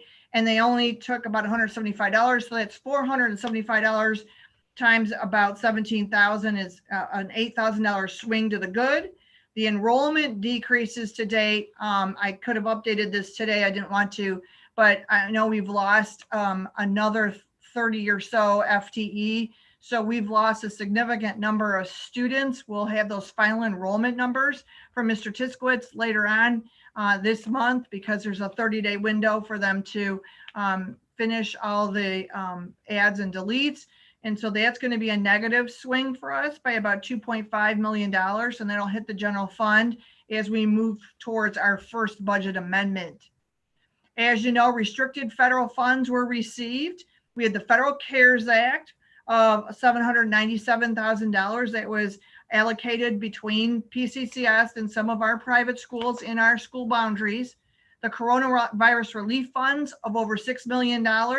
And the federal dollars for COVID costs of $214,000 have already been received. And what we have to do now is basically sum all our expenditures and all our costs incurred that are allowable under those programs and offset those with those federal funds. So more to come. I just wanted to foreshadow what's going to be ahead for the F&O committee and for the full Board of Education as we proceed here through the fall.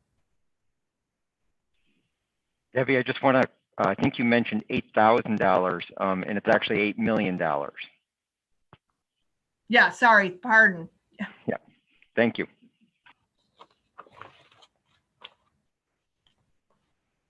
We're just the opening act, the appetizer. The full dinner plate will be in 2 weeks.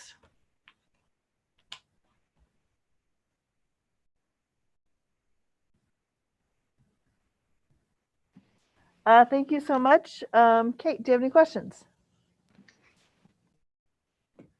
No, I just wanted to say that thank you for this, Debbie, because I think it's really important for us to get an idea of where we're at right now. So I appreciate your doing this little update and looking forward to the audit in a couple of weeks. Doug. Patrick. So I want to thank Ms. Piaz and Mr. Kling for the presentation that they did in the Finance and Operations meeting. You know, we went into very much in depth in this discussion, and there's a lot of work that went into this, especially given the post budget or fiscal year closing and all the costs and everything that went into this process. So I really appreciate all the work that went into this. There's one thing I just want to mention on this is that the $8 million is a rough number. There's an actual complicated formula that's used to determine the foundation allowance that balances last year and this year as part of the process. And so, but this is to give us a general idea of the work. And the good news is we had really expected that the legislature was not going to support us based upon what they were seeing, but things have turned out much better in the state than they originally anticipated, and they were telegraphing to us. So we will have a much better budget amendment process here to reflect these additional funds that we're getting that we were not expecting in this. So this will help us tremendously with the extra costs that we've incurred this year and the supports that we've needed to do and will continue to need to do for the rest of the year. So again, thank you to the administration and Ms. Piaz and Mr. Kling for all the hard work and the entire accounting and finance team for this process. Thank you. President McCoyne, I'm sorry to interrupt, but we do have Mr. Kling available on phone if we have any questions for him, just to let the group know. Thank you. John? No questions. Okay. Anupam? No questions? Okay. thank you so much. That was very informative. I'm glad to see that we did not lose the amount of money we thought we were going to lose. However, the drop in student count is kind of concerning, and though I'm wondering if some of them will come back when they go back face to face. And I'm looking forward to the full presentation. Thank you so much for this hard work. I know this had to be a lot of work with all the things that were changing, constantly. And I appreciate how thorough you are and how we keep us up to date. It was a new experience to have a virtual audit. So a little bit more work, a lot more scanning that we were used to. So thank you. Yes, that's a lot of work. All right, now we are down to our action item 211020. Consider approval of a resolution, summer property tax levy, first and final reading. Would somebody like to discuss what this is?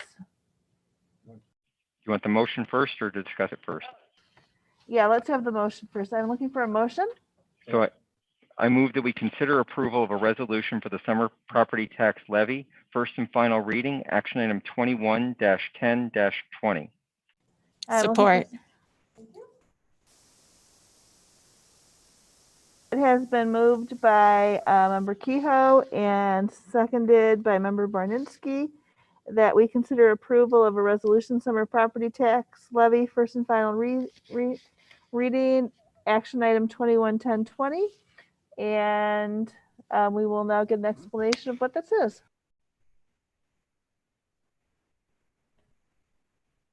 Would you like me to do that, Member Kehoe, or would you like to? I mean, it's fine. You and Devin do such a great job of explaining this. So when you explained it to us in the F&O meeting.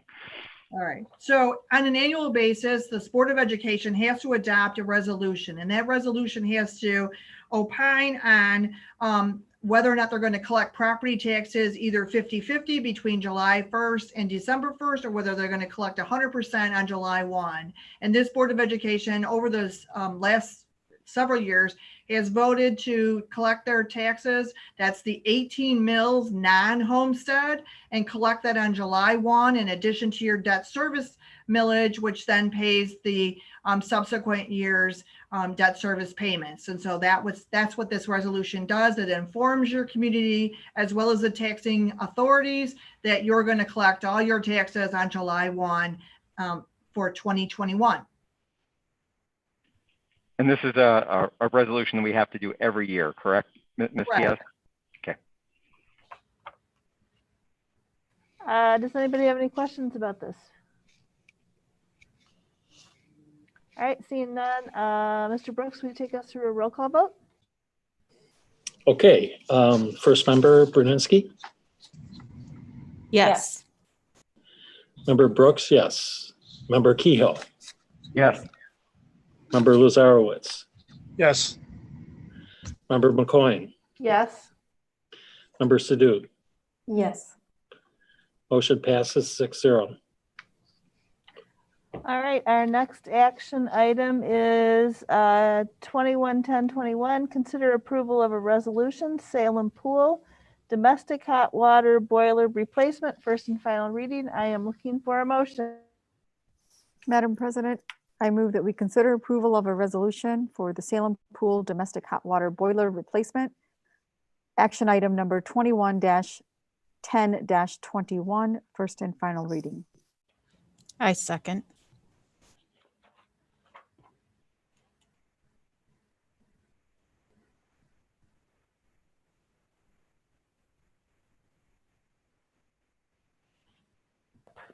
It has been moved by Member Sidhu and seconded by Member Brzezinski that we consider approval of a resolution, Salem Pool domestic hot water boiler replacement, first and final reading. Action item 21-10-21. And I'm assuming we will get an explanation of this. I can certainly start, and then Member Kehoe can chime in when I miss something. But both domestic hot water heaters for the Salem Pool area have failed. lucky us, both at the same time, which they've been deemed unrepairable. And therefore we had to take 3 quotes for an emergency move to replace those hot water heaters from a safety and security standpoint. So we recommend that we take the lowest bid or lowest quote, I should say, A&F water heater at $54,419 for the replacement of those 2 domestic hot water boilers in the pool facility at Salem High School.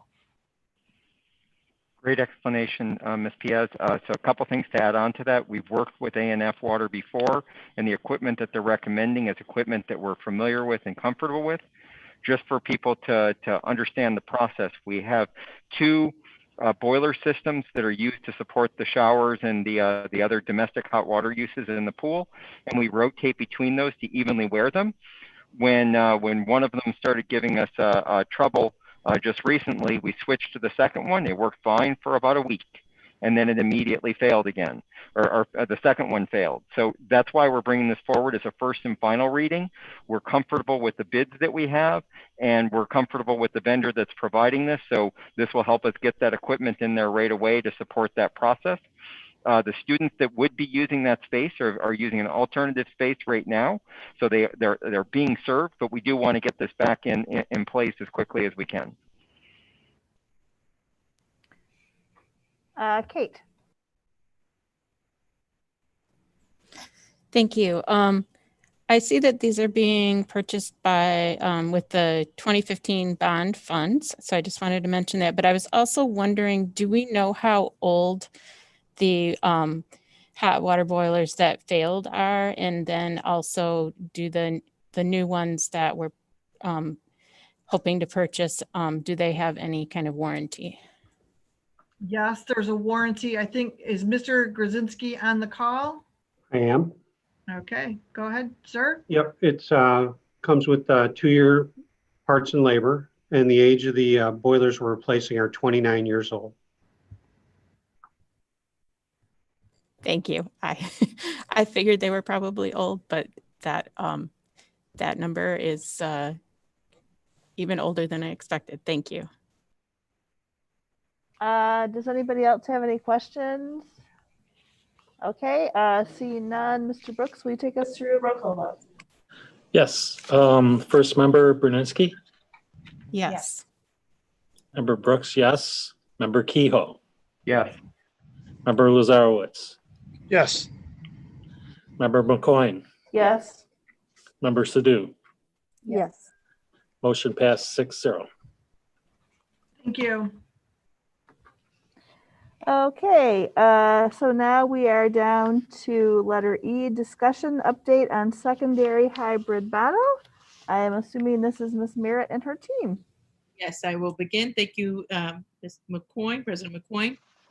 This evening, as we promised, we wanted to give a high-level overview of our plans for secondary hybrid model in order to begin looking at returning our secondary students 6 through 12 back to in-person learning, utilizing a hybrid model. Once again, I'm always anchoring our work with local COVID-19 transmission rates, local data, taking guidance from the Wayne County Health Department, as we've been talking over the past few weeks with the Michigan Department of Human Health Services, creating this matrix to say when is it appropriate to return students to in-person learning. And so with that framework this evening, I would like to invite Mr. Hal Hurd, Director of High Schools, as well as Mr. Anthony Ruella, Executive Director of Middle Schools, Data and School Improvement.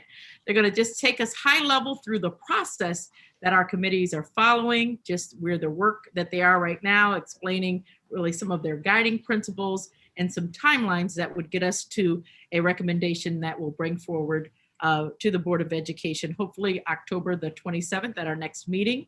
As we've been sharing, it is very important that we're able to spend some quality time on this discussion. So we are appreciative to the Board of Education for agreeing to a special workshop on October the 22nd. And at that time, we will really have the opportunity to dig deeper into the plans and conversations. But this evening, we would just like to begin with a high level update. So I believe that Mr. Hurd will start us off this evening. Mr. Hurd. Thank you, Superintendent Merritt. Good evening once again to everyone. Tonight we'll give an update on the hybrid models for the secondary level. The district administration was charged with creating a new hybrid model that addressed physical distancing of 6 feet where feasible.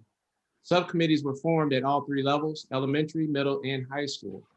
The secondary hybrid schedule subcommittee at the middle school and high school level worked collaboratively, as any secondary schedule impacts both levels a little differently.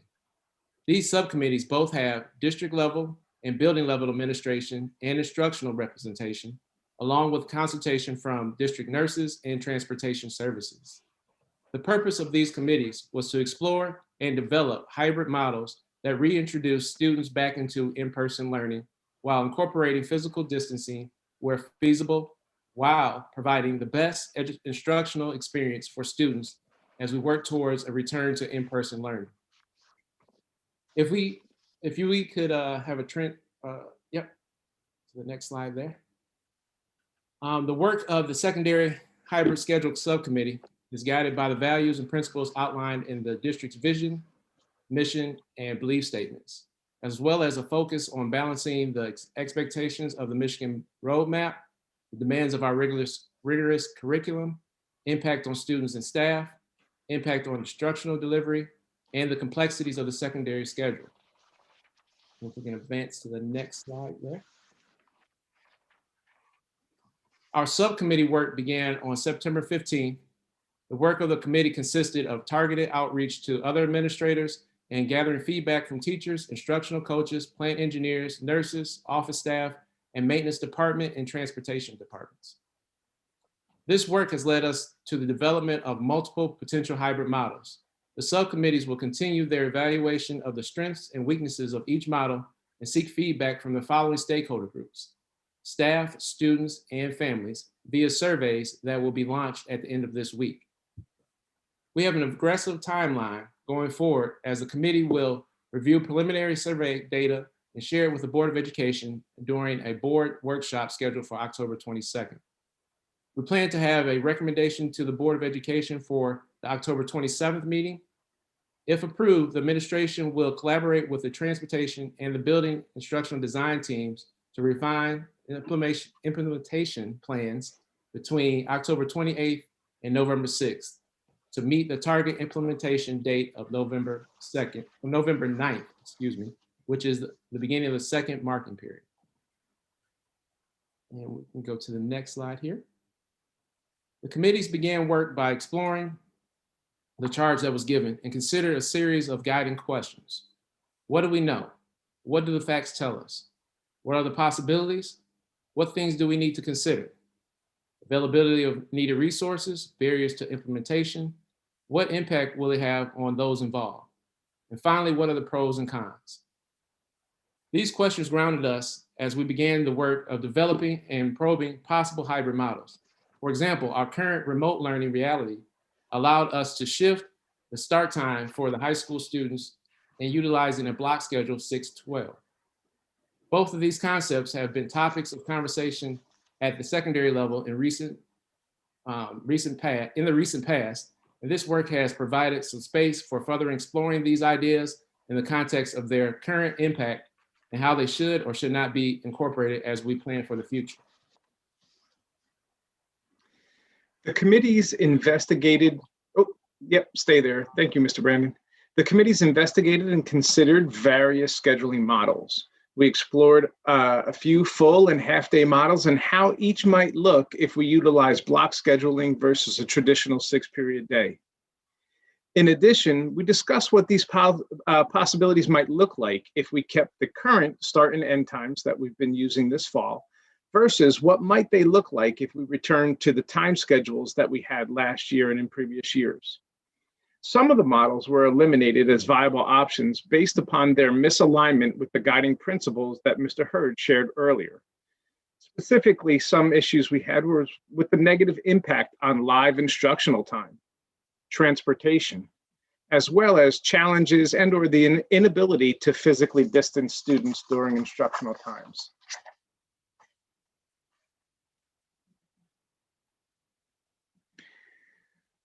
Currently, we have 3 full-day hybrid models remaining for consideration. You see them here in front of you on the slide. Models A and B would maintain the current 8 a.m. to 2:10 p.m. block schedule that we're using during our remote instruction time at the secondary level. And Model C would return students and staff to the previous start and end times of approximately 7:10 a.m. to 2:10 p.m. for the park and 8 a.m. to 3 p.m. for the middle schools. Looking at Model A, the middle school would transition only 6th grade students back to in-person learning. These students would be split into 2 cohort groups and would be in person 2 days a week, one day being periods 1, 2, and 3, and the other being periods 4, 5, 6. For example, if a student was assigned to the blue cohort, they would attend in person on Monday for their hours 1, 2, and 3, and on Tuesday for hours 4, 5, and 6. Wednesday would consist of remote learning, with Thursday and Friday being all asynchronous learning for the students in this cohort. In Model A, students in grades 7 and 8 will remain 100% virtual, maintaining their current schedule of AM/PM instruction via video conference. The high school level will begin by bringing back students in the double block and specialized courses.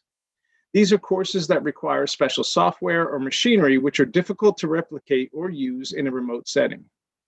In Model A, students in grades 9 through 12 who are not in specialized courses would remain 100% virtual. In Model B, the middle school would transition 6th, 7th, and 8th grade students only, 6th, 7th, and 8th grade students back to in-person learning. Just like in Model A, students would be split into 2 cohorts and have in-person instruction 2 days a week, have Wednesdays as a remote learning day, and be completely asynchronous 2 days a week. At the high school level, in addition to bringing back the double block and specialized courses mentioned in Model A, we would transition our grade 9 students to in-person learning using the same 2 cohort process that would be being used at the middle school level. In Model B, students in grades 10 through 12, not in specialized courses, would remain 100% virtual.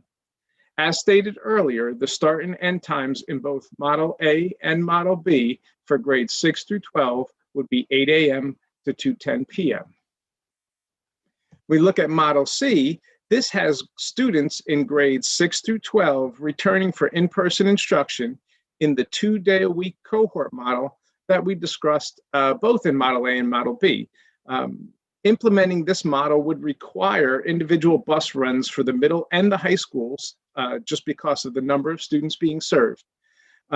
So we would need to return to our previous leveled starts and end times to accommodate this need. Thus, the start and end times in Model C would be 8 a.m. to 3 p.m. approximately for middle school students, and 7:10 a.m. to 2:10 p.m. for high school students. As with Models A and B, Wednesday will remain a remote learning day for students. We will present stakeholder feedback on each of these models and deeply explore each model's strengths and challenges during the board meeting scheduled for October 22nd. So our next steps moving forward include the following. First, we'll solicit feedback from staff, students, and parents on the various models being considered. We'll examine the strengths and challenges of the models under consideration in relation to this stakeholder feedback. The committee will review all of the information and share with the Board of Education their findings during the October 22nd workshop. And we will finalize and formalize a recommendation of a hybrid model for the Board of Education for your consideration at the October 27th meeting. And with that, I will turn it back to Superintendent Merritt for final thoughts. Thank you, Mr. Ruello, Mr. Hurd. If we look to any hybrid model, of course, we're trying to look at the best instructional model for our students at the same time, keeping a lens on health and safety, especially during this pandemic. We talk about hybrid models as being a bridge to an opportunity to be able to return our students to full face-to-face, full 5 days a week. When we look at the secondary schedule, there's more complexities in terms of that schedule itself. So as we're looking at this hybrid model, the idea would be to establish a timeline that is second marking period. But once again, as I said early on, that's why you see the November 9th date as a target. We use that word target, but because everything is dependent on where our local data is in terms of COVID-19 and our matrix and what we're able to do. So with that, we would like to open up the floor for some questions and feedback. And once again, recognizing that this is high level, just talking about process and really what models are on the table right now.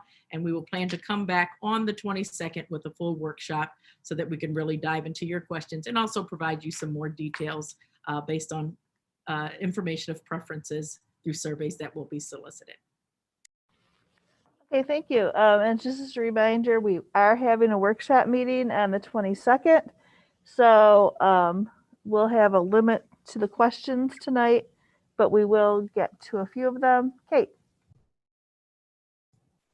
So I don't think this is something that you can answer tonight. I'm putting it out there because it's something that I would like to know at some point, and I think that other people would also like to know. But when we're talking about only returning one grade or some specialized classes, I'm wondering how long do we anticipate that happening, and how are we going to be gradually phasing in other grades, or are we talking about remaining like that as long as the situation stays as it is now?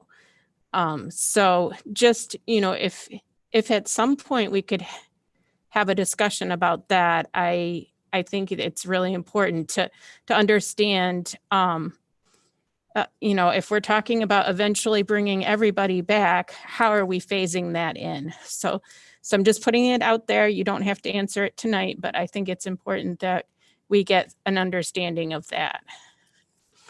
And then my second question is, what if we have Safe Start families who haven't anticipated their child going back to school this quickly? Will they also have the option, like we gave to the elementary families, will they have the option to transfer into the virtual academy? Yes, and we will have more details as we shared. We will also open up an additional window, a little bit more complicated at the secondary level. K-8 is I will say easier to manage in terms of the virtual offerings. But when we look at our 9 through 12 courses, as we had to share with our families early on, there may not be courses that are available that they're currently taking in Safe Start in that virtual option. So we'd have to be very clear with those opportunities that would be available. But to answer your question, yes, we would open up a new window for the virtual academy for those families that in Safe Start that may not be ready to transition at the same time that we're ready to transition. Okay, thank you. Doug? Yeah, looking at the times of each one of these, I would still like us to really consider starting, if we do start school, at a later time in the day, like 8 o'clock instead of 7:10, because this is a perfect opportunity from what we've been talking in the past to make sure that the students are fully awake. I don't know, I'm looking at the 100% virtual for grades 9 through 12 or 10 through 12, even in the first two models. I'm gonna anticipate getting a lot of emails from people who see this, the parents. So that's basically just the comments that I'd like to make right now. Patrick. So, Ms. Merritt, thank you very much for bringing this forward and letting us see a picture of this. My question is, how do we as board members, how do the community get you questions and information so that we can have a productive discussion on the 22nd? How do we get that stuff so we can have that Can we reactivate the FAQ process so that those questions can be aggregated and pulled together so that we can have, and then as much of that material prepared to support that discussion on the 22nd? So we can talk back with the committee in terms of the best way to communicate that. If that's an FAQ, definitely as we get the survey information back, once it's launched, the earlier we can get that information to you, we will do that as well. So I'll touch base with the committee to see what plans we could have for that to provide information early on. You will not be asked to take any vote on the 22nd. That truly is a workshop to be able to address and bring some questions at that time as well. So we'll talk about the way that we can get information to you in advance at that time, and then would fully anticipate a lot of questions to address on the 22nd that we would then bring back more information. Great, okay. And my second question is I recognize how difficult this process is, and I know that virtual learning is working very well for some families, but for many, it's not. And I read the emails, the stories, the heartbreaking situations of parents and kids that are really struggling right now. And my question is, regardless of what we do and when we do that, what can we do now to provide some additional resources to support those parents and those students that need additional social, emotional, and academic support? I've spoken to parents, I've spoken to many people throughout the district, I've spoken to kids, and they're struggling. And I know that the teachers are working as hard as they possibly can, and I know the same is true for those in the administration and the other support functions, but there are kids that are slipping through the cracks right now. And I think we need to find something that we can do to support those families, whether they're in the virtual program, whether they're going to be a cohort that doesn't go back, or until we have those cohorts go back on the 9th.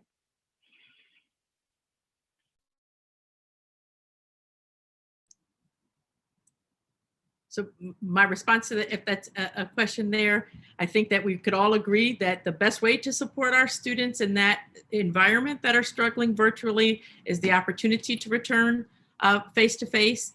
Right now, the options that are on the table are hybrid options.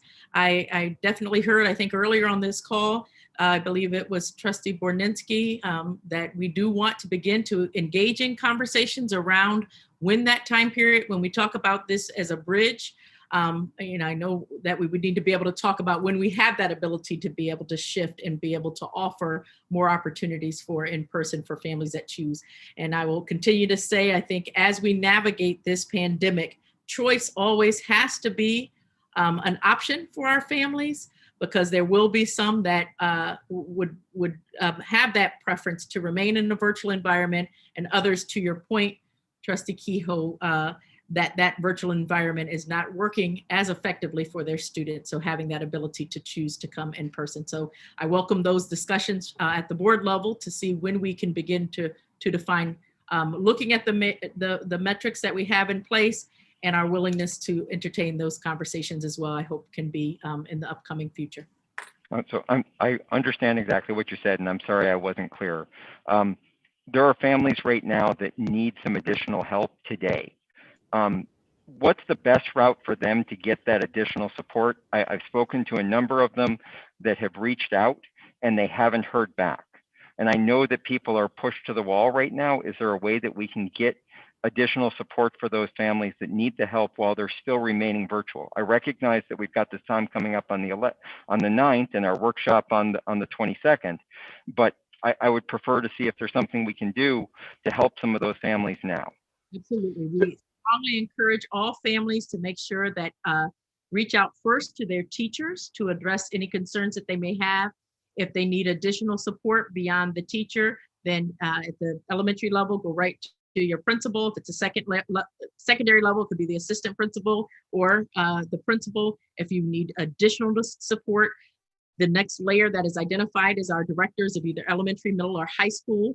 And then that concern would then move forward to our chief academic officer, but then coming forward to me if we're not able to resolve those concerns. So we have how to address a parent concern that is on our website. And we would just strongly encourage right away having those conversations with additional supports for our teachers as teams stand ready to do what it takes to make sure that our students are getting the support that they need here in this virtual space. Thank you. John. No, I just want to say one step closer to getting the students back into school. I think you guys are doing a great job. Thank you. Newbum. Thank you. I appreciate having this conversation and being able to digest it as we process all of the new information, get ready for the board workshop, and for the parents to hear all of the great thinking that's going on behind the scenes, as well as the complexities with creating all of these different models. I think one of the things that is a struggle for many families with the hybrid or the complete virtual academy is the inequities it has within the curriculum offerings. So the students that are in any of the specialized programs like IB, STEM, or any of the AP courses, advanced placement, those students cannot switch over to the virtual academy because those programs just don't exist. And I think that's very challenging for families, and I don't know how to wrestle with that. So I appreciate the hybrid models, and I just worry about some of the families that don't feel that they can send their child back into a physical space, but yet have no curricular or academic option where there would be a seamless transition without hurting their academics. So I guess that's more of just a comment, and just to let parents know that is a challenge that I don't know how we can work through. So Superintendent Merritt, if you or your team have anything that you want to add to that, we can talk about that on the board workshop as well. My question is with regard to who's coming into the buildings right now. Your question asking student, staff? Yes, the students. Who's able? I know we are able to have some students in our buildings. Who are we opening up the buildings for right now? Right now we have preschool was the first group of students to start. Then our infant and child preschool special education students returned. Then the next group of students that made our transition back to in-person were students in our receiving specialized support services and our programs such as our ASD programs, our EI programs, our cognitively impaired programs. I believe that we have some assessment and individual supports coming from our EL students, as well as students with 504s and IEPs. Once again, we'll begin now with our earliest learners on Monday. That will be our kindergarten students, followed by first, second, and fifth grade. So that is who is currently receiving in-person instruction. Ms. Rail, did I leave off anybody who is currently coming in person? You have covered the ones that we currently have coming, so. Okay, thank you. Take this opportunity to add what a successful transition it has been. And I just continue to hear feedback from our teaching staff, very excited to have their students face-to-face, and our students, the joy of being back in that environment. That social emotional piece and the connections has been very important. At the same time, as I said at the top end, we know we are in a pandemic, and it is so crucial that we continue to monitor health safety protocols as we navigate the impacts of COVID-19 on our environment, especially as we begin to transition students into the building.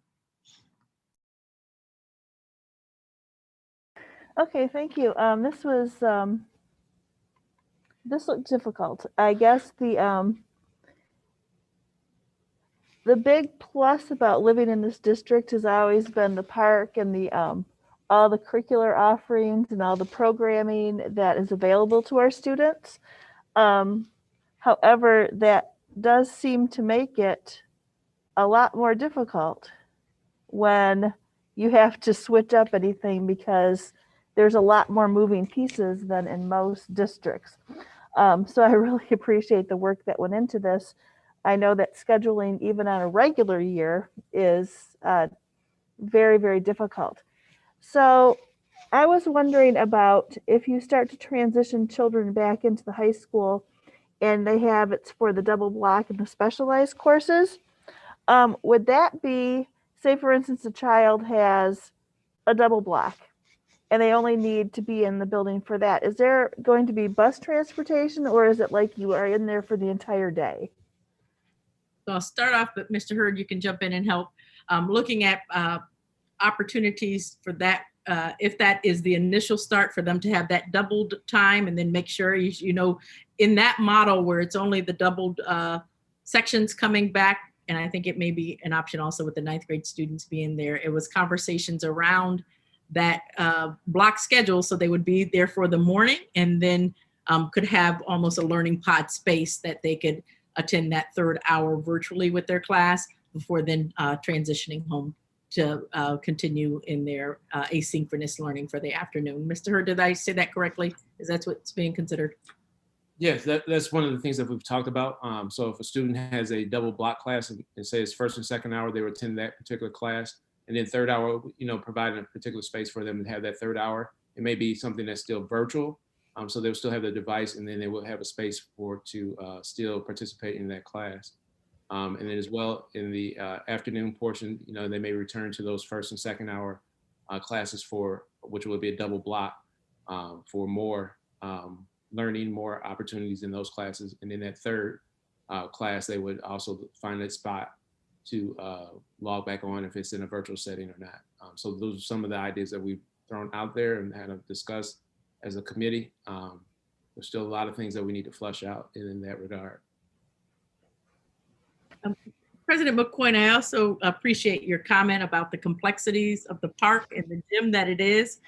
But at the same time, as we know, no plan will satisfy all. And we definitely work with other districts locally and around the state to see how models are working. But we truly are unique in our 9-12 setting, because no other high school is dealing with 6,000 kids on one campus. And so even when you're looking at reduced density, we're still looking at, you know, if we just had everybody coming back, that's still 3,000 kids, minus the ones that are in the virtual academy. So it definitely is complex. And when you look at the scheduling component of that, to rebuild that master schedule really does take time. So I appreciate that awareness. And that is something that we will continue to have to educate our community around, because that's a big ship that you can't turn around just so quickly overnight. And so we really, I know people are questioning even the time periods. And so we strategically look at marking period times and semesters, because it would really depend on us rebuilding an entire master schedule if we're shifting how we're bringing students back in particular areas at times. And so I appreciate that acknowledgement, and also thank the team that is working on those ideas. So I don't really have any more questions for right now. I'm going to have a whole lot when we get all of the information, but realizing that this is just really an overview. Does anybody have any additional? We can go around one more if you have one more question. Kate, go ahead. Thank you. So we've received quite a few emails on this, and I just thought we should get it. And I actually know that we have talked about it before, but I want to make sure that we get this answered for the community, if possible tonight. If not, then on the 22nd. But how are we going to support students who have to quarantine? I know there's a lot of families that are concerned. You know, a student may have to quarantine and may not even be ill. So how are we going to support their learning? I can take that one. So what we're looking at is a range of ways that we could support students depending on how long they'd have to quarantine for. So for example, if it's a short absence, just like we normally have a short absence in school, a couple of days out, we could be looking at just our traditional model for how classroom teachers work directly with the students and provide supports for them. We can look at that all the way through a range of services, including things that range from providing instructional packets. So let's say we do have a student who is ill and can't necessarily access the virtual environment with with a teacher or with a classroom, all the way through a range where we could potentially have students attend a parallel virtual high school or virtual academy course. We also look at a range of services within there. How do we allow kids to work collaboratively and virtually with their current class and stay attached to their current class? So it's really looking at how we provide that range of services for kids based on the individual needs of the student, and also the numbers of students that we're looking at in any given course or across a number of courses. And then, of course, we always have that opportunity if we're in a situation where an entire classroom has to quarantine, where we can move and shift seamlessly to virtual and then back again when everyone is ready to come back to in-person learning. So as we're talking about all of these things, and as we've shared many times, and as you have all shared tonight, it's a really complex thing, because you have to think through multiple levels, and we have to look at a variety of different scenarios and how we support students and classrooms and teachers in different ways. Thank you. Yes. And I think we're not talking about so much the, couple of days here or there, but, someone who actually has to quarantine for 10 to 14 days, and that can be a long time to, not be in the classroom and not be receiving instruction. So I know a lot of parents are really concerned about that. So I appreciate that. Doug, do you have anything? Yeah. Tell me the plan for Starkweather as much as you can at this point. Yeah. How are they going to be different than the park? It would be or if they are going to be different. It would be treated with, this is one of our high schools, so that's the plan that you're showing is talking about students 6-12 inclusive of Starkweather. So the same type of block schedule that they have right now, virtual, just coming in to see their teachers in person. So it would be on the final model, so they would fit into each of the models that you described. So it's looking at one grade level versus all grade levels, whatever model. All high school students are high school students. Okay, I just was making sure that since there's a lot of kids in Starkweather that do need a lot of help, that they don't fall through the cracks. That's it. Thanks. Patrick? I have a lot of questions that I'm sure that we'll cover on the 22nd, but I had a couple related to the process and the return to education at the elementary level. The first is you shared over the weekend the community spread school matrix that came from Wayne Risa and the Wayne County Health Department. I think that does a good job of explaining how we are grading that process, how we're coming back to school, and it really explains the whole activity. Is that a document that we can publish for the community? We've received a lot of emails from people that really want to understand how we're making the decisions, and I think that goes into more detail than is available in just showing the matrix itself. And so once again, with that matrix, I do want to be clear that that is a matrix that is shared with the Michigan Department of Health and Human Services to our local health department. So that's not a matrix that they're giving to the local school districts. So I actually did share in a link to all families that received the communication, that link to that matrix, but we then follow our guidance from Wayne County Health Department for that. So it's a good tool to know that that's where Wayne County Health Department will provide guidance for us. But once again, that document itself was a communication to the local health departments, not to local school districts. Okay, because when I'm looking at the document, it says the guidance in these columns is for consideration by the local health official and school superintendent. It says the school district may take into account the operational factors such as staff and student absenteeism. So it seems like there's definitely a very much a component of that is district controlled. And I think if the community saw the process that we go through in collaboration with the health department, they could better understand how that matrix is being used.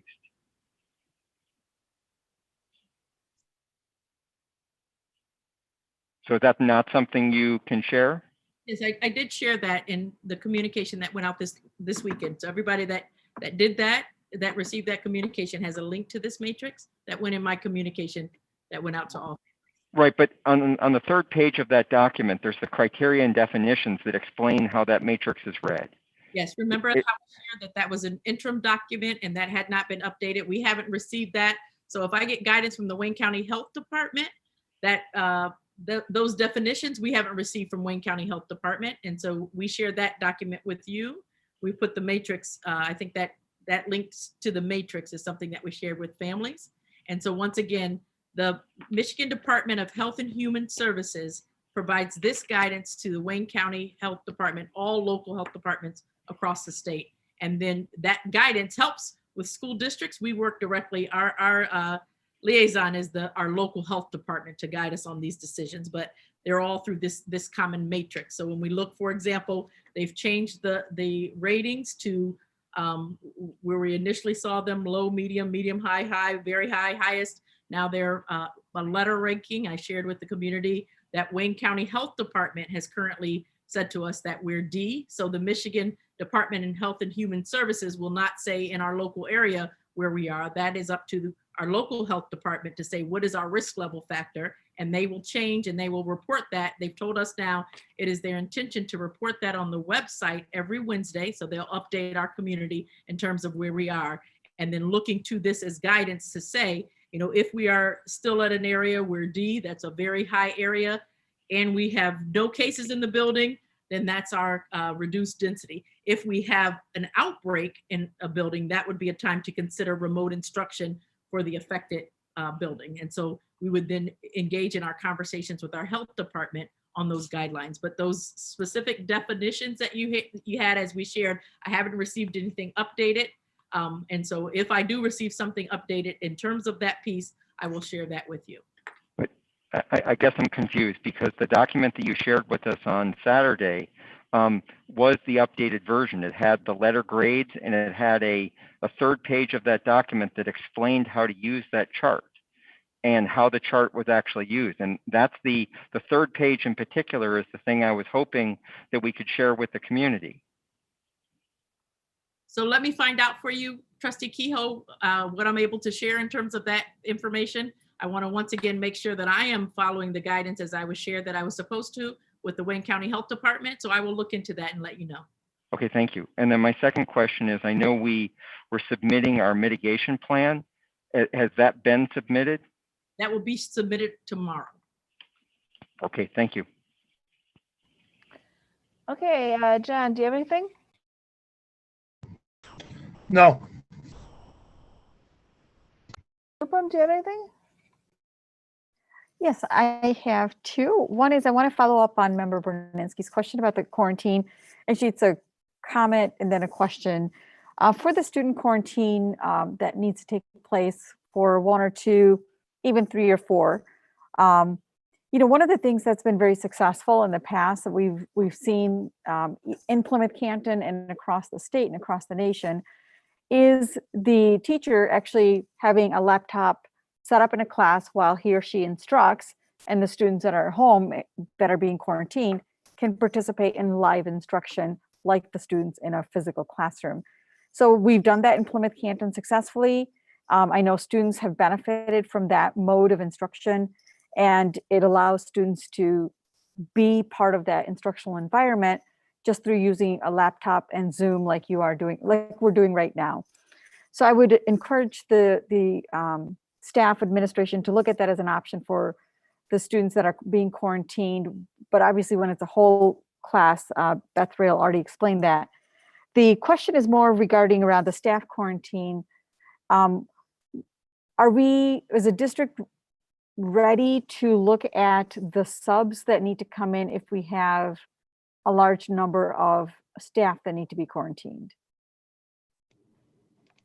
So I can ask Dr. Vartanian Gibbs to share, but we definitely have plans, as we've shared early on, that all of our subs are trained now through Canvas. We're also utilizing the support of some of our teachers, like interventionists, for example, that are not assigned to a classroom, that have been helping to support us in those areas.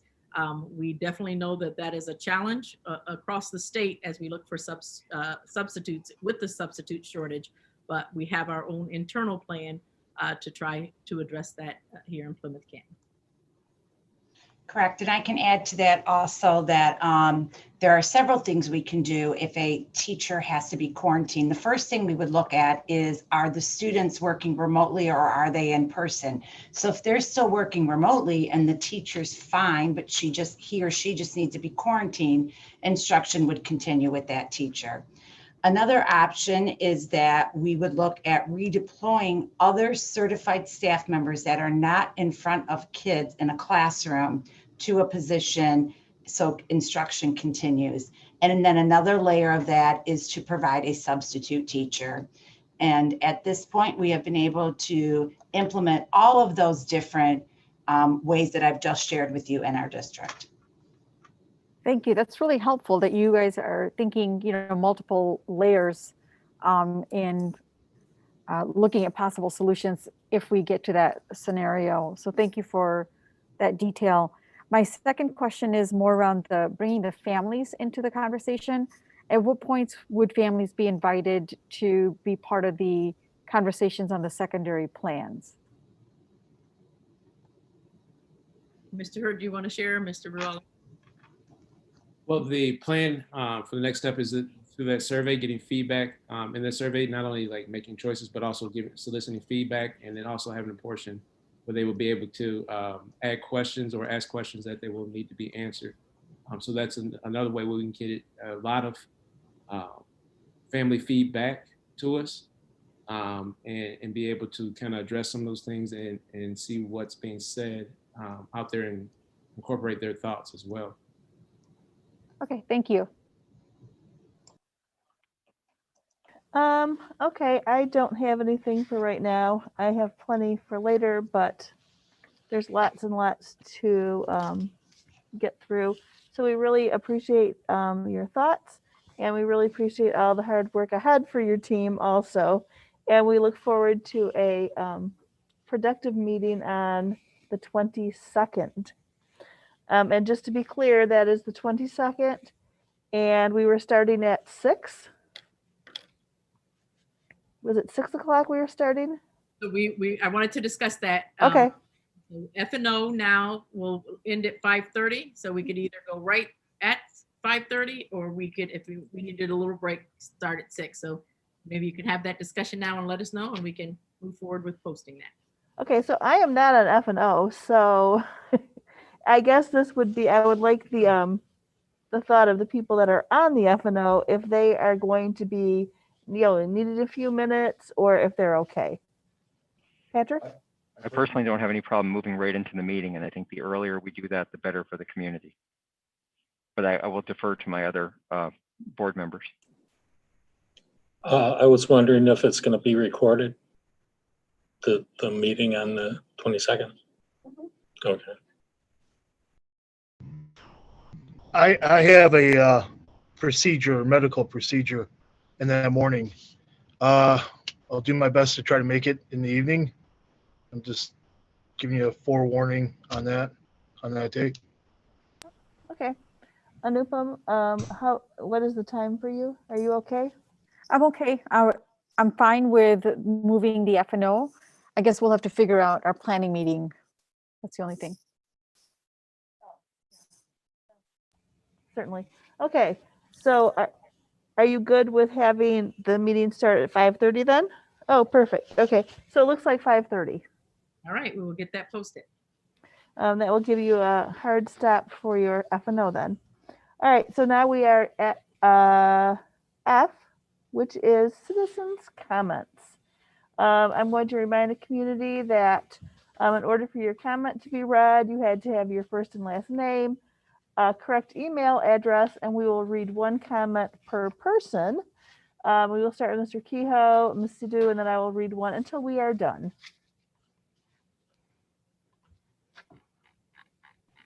President McCoy, can we remind the community about the time limit that we'll be keeping? Oh, I'm sorry. Yes, there's also a 3-minute time on having your comment read. Okay, so the first comment is from Kyler Willard. Dear PCCS administration and board members, my husband and I have 3 children currently enrolled in the Plymouth Canton School District. We wanted to take a moment to thank you for the many months of work that have gone into creating a safe plan for our children to come back to school.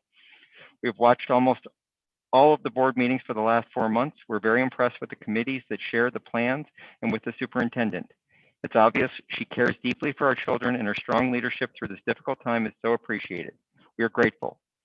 We enjoy including our children in the process of watching the meetings, and it would be negligent not to mention our disappointment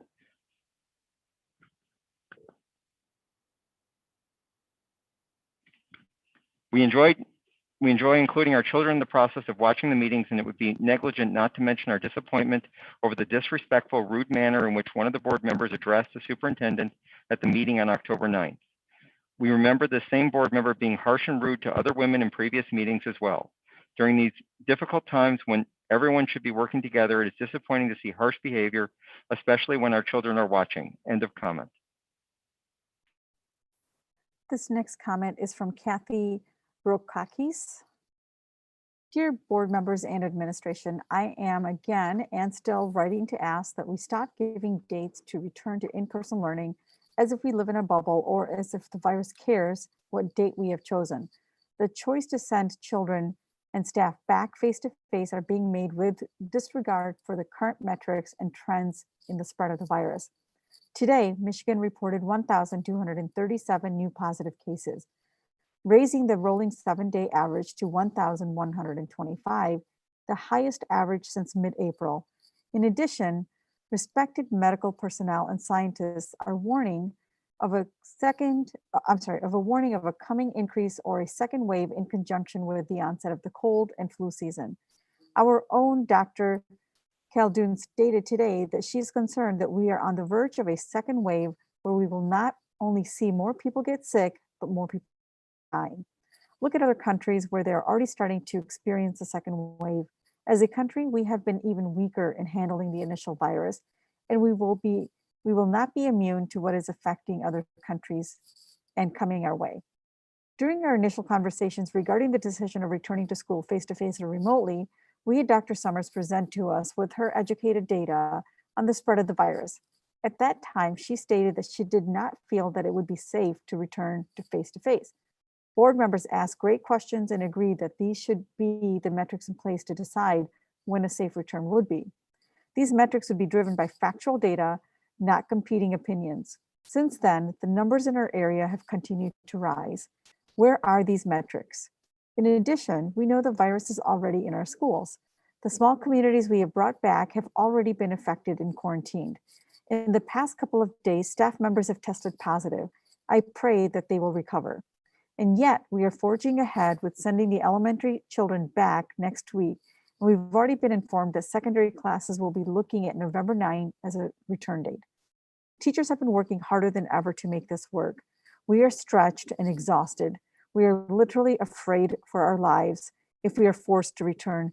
Please know that there are many teachers who are making plans to take early retirement or leave instead of being put into a situation where they may die. Our district will be losing some amazing staff because they are literally afraid of their lives.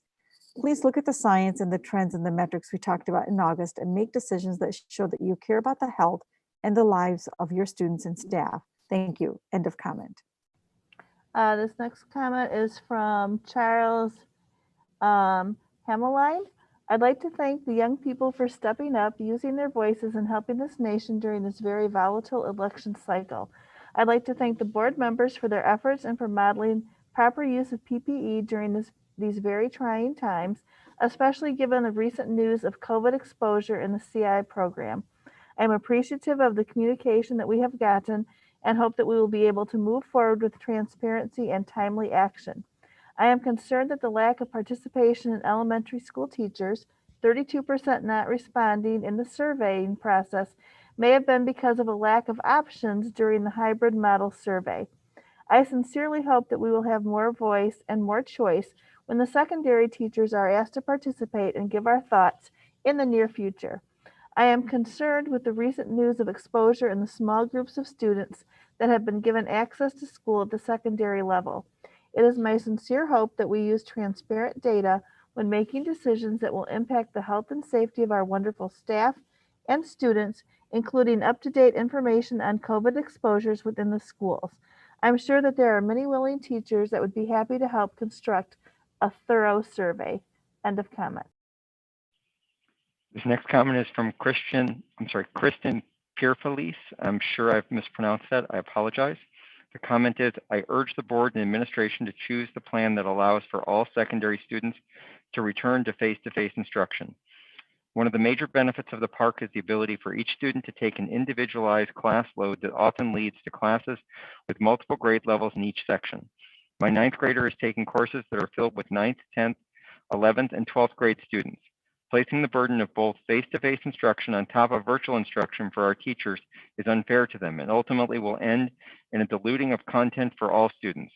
If some students can return to face-to-face instruction, all students should be given the same opportunity. End of comment. This next comment is from Tracy Stopp. Greeting board members.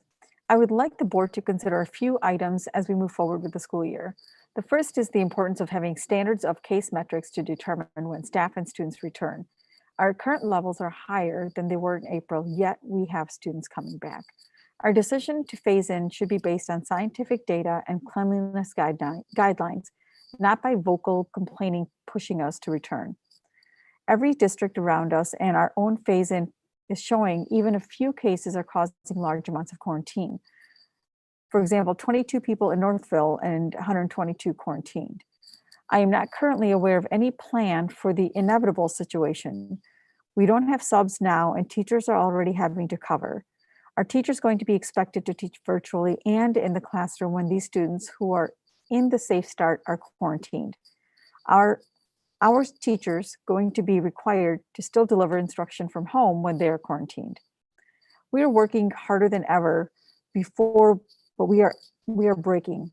We cannot start yet another phase being behind the 8 ball. The last item is consistency. I maintain that we need to stick to one thing and do it well.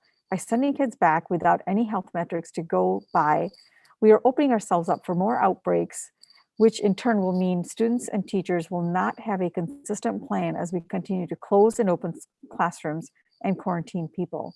The lack of consistency is not going to work well for anyone. I appreciate you looking into these matters and supporting teachers and staff so that we can deliver the best instruction safely. End of comment. The next comment did not have a name, so I am skipping it and going to the next one. This is from Jeff Mallard. Are we trying to bring students back to the school too fast? The pandemic is not slowing, and in fact, I read yesterday there are reported COVID-19 outbreaks in 70 K-12 schools and 29 colleges across the state. According to the news report, more than 5,000 Michigan residents have been infected by coronavirus in new and ongoing school-related outbreaks, according to the data released Monday, October 12th by the Michigan Department of Health and Human Services. Then he gives the source, which is from MLive. I think the board should be very careful and thoughtful using all available data to determine how to bring the kids back. I am very concerned we risk increased spread of the virus in our schools and then back to student households. It will be very difficult to maintain the necessary social distancing and mask wearing requirements in a K-12 school environment. Should we focus on delivering virtual education to the students through the fall and into early 2021 until we can ensure a safe return without risking the health and safety of the students and their families? End of comment. Our next comment is from Jerry Calvetti. The comment is, our son, who is in the 6th grade, has cried more trying to work through assignments online that seem to be different for every class. We have lost documents, submitted documents the incorrect way, and changed assignments by accident because they were not locked. Canvas and MyStar do not seem to match ever. Please send our middle schoolers back to school. The mental health of our son and our family is more detrimental to our family than the concern over being sick. End of comment. This next comment is from James Seabach. Thank you all for taking on these difficult tasks with transparency. As you plan for high schoolers to return, I'd ask that you reopen the virtual option for those families that are not ready to return to any version of face-to-face. When we made the original choice, I don't think any of us could have imagined what the challenges to returning would be. Thank you. End of comment. This next comment is from Dottie Stoltz. It's disappointing that the middle and high school going back to school plan was not the main focus of this meeting. While I appreciate the necessity of the education of our special needs students in the community, there is also an immediate need for the regular ed attendance of middle and high school students going back to school. Quit patting yourself on the back for summer programs and focus on the immediate situation of getting our kids back in school. End of comment. Our next comment is from Tony Frazier. The board and super are responsible for our children. Our children are now suffering not from the effects of Wuhan, but from the effects of your inability to get the teachers and our children back in the classrooms. Our responsibility is to vote in the most productive board. Who should we vote for? End of comment. This next comment is from Joey Shenlikian. Hello, I am a 7th grade student at West Middle School. I have a diagnosis called autism and I have an IEP to help me in school. A parapro helps me in my classes each day. Starting last week, I was allowed to start going to West for 2 hours per day on Monday, Tuesday, Thursday, and Friday. I work at home all day on Wednesday and half of the other school days. When I'm working at home, I'm struggling to keep up with my classes. It is very hard to have a virtual parapro. I also miss seeing the teachers and kids at West. I do not play sports and do not know many kids in my neighborhood, so I like seeing people at West. End of comment. This next comment is from Sherry Hansen. I have several concerns with your plan you are providing, and I'm very disappointed. The plan is reducing live instruction time compared to today and leaving out many students altogether. Our surrounding districts are going full face-to-face, and our students are academically competing with these students, and these plans are not allowing for comparable education. We also need to hear a plan for how you will educate quarantined students. Asynchronous instruction is not an effective learning model. End of comment. Our next comment is from Katie Ammons. Extended care is highly valuable and pertinent to many elementary families. The 2.5-hour hybrid schedule is causing huge distress. As a single working parent, I'm heavily depending on such care for my students and was disgusted to learn today that these services are not available. The community deserves to know that the extended care office is receiving conflicting information from administration and strongly believes that there will be incredibly limited spots available for before and or after school care, as well as the potential for a lottery system. Families were already not given choice between the AM or PM cohort, and on top of that, we have zero care for our students when we need to be working. Please stop saying you're doing what is best for our students when your actions or lack thereof clearly prove otherwise. End of comment. This next comment is from Lindsay Markham. I keep hearing hybrid is a bridge to full 5-day-a-week school. How long do you expect hybrid to last? When will parents be surveyed to ask if they want 5-day-a-week school? If parents are being asked to choose a secondary model, this is often dependent on the longer-term goal of transitioning back to 5 days a week. Neighbor districts have returned. Time to set a date for Plymouth Canton. From the financial report, it appears that the district has lost over 450 families. How many more is the district willing to lose? End of comment. This next comment is from Steve Gilias. Dear PCCS board members, now that the Safe Start Elementary plan is in motion, I would like to highlight the likely scenario of how a student in Safe Start will continue to access learning if they are COVID positive or if they are isolating, quarantining due to having been exposed or partially exposed. Earlier this summer, the administration indicated that lessons would be recorded and available offline. However, this is not occurring in either the elementary or middle school levels, as I have requested them on multiple occasions, but have been informed these are not occurring. I believe it is imperative that the board address this issue so that the students do not fall behind potentially up to 2 weeks if they are missing school time. At the same time, If there is no means of accessing curriculum while the student is out, this will have the moral hazard of parents being tempted to send their students to school anyway, even when not fully well, just to be able to keep them current in their studies. This, of course, could easily jeopardize the entire population in Safe Start by closing the entire school if an outbreak occurs. I encourage the board to insist on a provision for Safe Start students starting next week to access a replay of the live classroom session for all classes in combination with some means of accessing the teacher for questions and/or accessing the class virtually on a short-term basis until they are fully well. End of comment. Our next comment is from James Nimoy. What is currently being done with the CI team on quarantine, and how will quarantines be handled? End of comment. This next comment is from Julie Garrett. I spoke with my best friend this week who also works at Bentley Elementary. She was very upset over the fact that her room has not been cleaned since last week. She has tried to escalate the issue with no luck. She has started seeing some students face to face and is worried that she's being forced to teach in a dirty environment. The administration is committed to a cleaning schedule that is not being followed. How does the PCCS administration justify letting a classroom go uncleaned since last week? If PCCS is short-staffed for cleaning, what is the plan when students go back to elementary schools next week? Who is responsible for ensuring rooms get cleaned at night and in between the morning and afternoon sessions? Is PCCS expecting teachers to clean the rooms if they are not cleaned by the environmental services? Are school board members aware of the critical shortage of the environmental service personnel and that PCCS is not currently able to maintain its commitment to cleanliness laid out in the previous school board meetings? If there is a staffing shortage today on October 13th, what is the plan for staffing next Monday when students return to the school? PCCS administration has promised the community that it is ready to have students back face-to-face in a safe manner. This does not appear to be the case. Thank you. End of comment. This next comment is from Daryl Patterson. I would like to first say thank you to the district for providing the virtual academy. We are very thankful for all the hard work and dedication given by their teachers and the administration.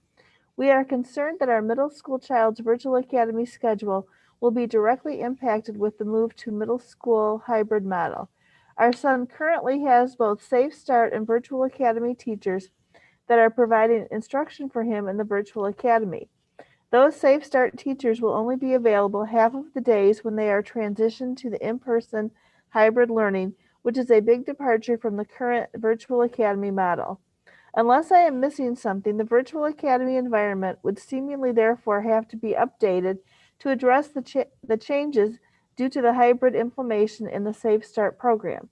Can the district please provide clarification on what will happen to the virtual academy students when the Safe Start students are transitioned to a hybrid model?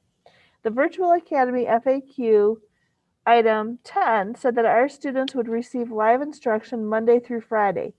We would like to see that continue regardless of what happens in the Safe Start program. Also, many virtual academy parents are unaware that Safe Start teachers are being utilized to provide instruction and that their student schedules or instruction could be impacted by the upcoming transition. Many families chose virtual academy for safety as well as stability. I understand that this is very complicated, but please work to ensure that the decisions made for Safe Start are not impacting the virtual academy education. Please provide updates to the board and the families that directly show the impacts of the virtual academy schedules as the Safe Start program transitions to a hybrid schedule. End of comment. Our next comment is from Ginny Stone. My children need to go back. I have a sophomore and a junior. They both hate virtual school. My sophomore is at least trying and doing fairly well. My junior has given up, and I'm considering sending him to a local charter school that is 100% face-to-face or requesting special permission for him to take his GED. This can't continue. End of comment. This next comment is from Brian Brown. With the recent millage needed to secure the necessary funds, please be aware families will not be voting for this as you're not giving families the in-person education that the kids and families need. Why would anybody want to give the district more money when many families are already planning to leave the district because of the Board of Education dragging this out over and over again? End of comment. This next comment is from Becky Krupa. Have you lost your ever-loving minds? This is the most absurd thing I've ever seen. Parents are losing patience with this board to get their act together. In my opinion, the entire board needs to be removed so you can let Monica do her job of educating our children. We moved to this district because it was one of the best. Then we should act accordingly. We are a bunch of lame duck followers that refuses to take care of our kids. We are a joke to our neighbors. End of comment. Our next comment is from Sarah Winstell. How is it possible that my 13-year-old son can go to the movies, go to Menchie's, play basketball with a mask on for a local team, go to Sky Zone, attend a high school football game, play baseball all summer long with his team, go to a restaurant, go to an apple orchard, swim at Newburgh Swim Club this summer, go to a haunted house, go bowling, work out at Lifetime Fitness, go to the mall, take a plane to travel, attend a face-to-face tutoring session, go to the library. My point is, why can't he be at school? There is no substitute for in-person learning. You've had since March to work this out and are failing our students with long-term consequences. Suicide, isolation, drug, alcohol use, falling behind in education, obesity, loss of daily personal hygiene, and anxiety, depression will be the end results of your complete lack of willingness to do what's best for our students. What more will it take for you to realize the harm being done to our students and the ripple effect to parents, grandparents, guardians, or anyone involved in trying to support our students and keep our heads above water? It's overwhelming and makes me sad to see the kids without in-person learning. It's time to get our middle and high school students back to in-person learning. They're counting on you. End of comment. This next comment is from Nikki Kaliskan. All kids 6th through 12th grades need to go back.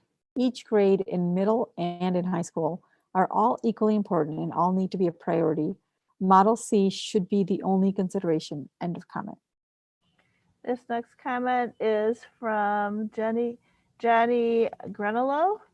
I am a senior at PCEP. It's very important to me to go back to school. I want my PCCS career to end in person. End of. This next comment is from Talene Kalaskin. The comment is, hi, I'm Talene and I'm in the 8th grade at Pioneer, and I think we should go back even for a little bit. This is my last year in middle school and I don't want to spend it at a home. My New York trip is already canceled. At least I want to go back to school. Please, we all want to go back. End of comment. This next comment is from Amanda McMahon. If needed, I am sure PTOs and families can assist in getting more air purifiers to keep more kids in schools. My students are now used to assisting and cleaning up more after themselves from sports and other activities they're in. If they can keep their areas cleaner and use safe wipes and wipe down their spaces, we can definitely minimize touch spots that people find risky. Please consider an option that allows families that want in-person are offered that for their students. End of comment. This next comment is from Maces Kaliskan. I'm a 10th grader at Canton High School and I'm glad to still be able to learn. But even in the own comfort of my home, I have noticed that I have not been able to focus as much. I haven't been engaged as much and I miss the in-class interactions with my teachers. I miss being able to ask for help and being able to immediately receive the help I need. I also miss seeing my friends and having a social life and being able to interact with other people. I vote that we go back to school as soon as possible. Thank you for reading my comment and hearing my voice. God bless. End of comment. Next comment is from Robert McCurdy. Can you please give us a specific date when a decision to put our children in school or not will take place? You've had 6 months to do this, and it's embarrassing you continue to waffle on your responsibility. There's nothing new that will be learned between now and the next meeting, so why can't you decide? Is this about an election? Sure feels like it. Don't worry, the Palace platform is well known and it's utterly disgusting these individuals continue to hold our kids hostage. Certainly appears their power is more important than our children's education. End of comment. This next comment is from Joey Granillo. I'm a 10th grader and I attend Canton High School, and it is very important for me to go. It is very important for me that we go back to school because online school is very hard to keep up with. And it's hard to focus when I'm home 24/7. I live in a house with 8 people, all using computers at the same time, and it's very loud and the connection is bad. It is important that I go back to school so I can learn the materials better and focus on my grades. End of comment. This next comment is from Ben Granillo. I need to go back. I need to go to school. Doing school online is bad. Us students don't even learn anymore. We just repeat what the teacher has said to us, then we forget it. End of comment. And that is the end of the citizens' comments. So we are now on to follow-up board questions. The board questions that we had at the last meeting, the last regular meeting, the board requested data to show the number of GRBS employees assigned to our district. I believe we got that. Anybody have a further question? Okay. Ms. Merritt, on the GRBS employees, in the presentation that you sent us on Saturday, or the information you sent us on Saturday, it said that there's 85 employees working in the district. That didn't seem to reconcile with the numbers in the GRBS number of employees that they had, even the ones that were going through the screening. Can you give us some context around that 85 number? Ms. P.S.? Yes, there's 85 heads, but they reconcile to 67 plus or minus full-time equivalents, and all those heads are full-time workers. Got it. So, and if I remember correctly, we need, from an FTE perspective, from a full-time equivalent perspective, we need 85 for our night clean plus 20 for our day clean, correct? It's close to that. It's the 20 are the additional day clean. We already have some day cleaners in district. Okay. And so we're quite a ways. Total. Right, but we're actually only about 67 right now FTE instead of the 105. Correct. Okay, thank you. The next question was, the board would like to receive data showing the number of cleaning needs submitted by staff members through the new Google document system, as well as feedback from teachers on how the cleaning process is proceeding. It would be helpful to have this information in board notes. We have gotten that in board notes. The board expressed interest in a virtual parent session being scheduled to provide support for our district families with their technology needs. And that was done. The board asked for a timeline showing the steps leading up to in-person learning. We're in the middle of that. Pardon me? That was for elementary before. Yeah. But we just need to, we can take that off. And then the board asked to receive updates from the Wildwood School Committee within a few days of the committee meetings to allow time for review prior to the board meetings. So then tonight we had, Member Sadhu was wondering about the drop rate for high school students who were taking classes through Michigan Virtual. And if there were any thoughts on creating our own content. Did that capture your question? Perfect. And did I miss any questions that had to do with what we covered tonight? Not the high school and middle school start time, because that will be next week. I have a question on the timing. Is the survey going out before we meet on the 22nd? Yes, that is the intention. So my suggestion is that there's a lot of really open questions right now and a lot of uncertainty in the process. And we purposely did not go through those questions tonight because we're going to have that workshop on the 22nd. So anything that you can do to provide more context and answer those questions before the survey goes out would help people to provide an accurate answer in that process.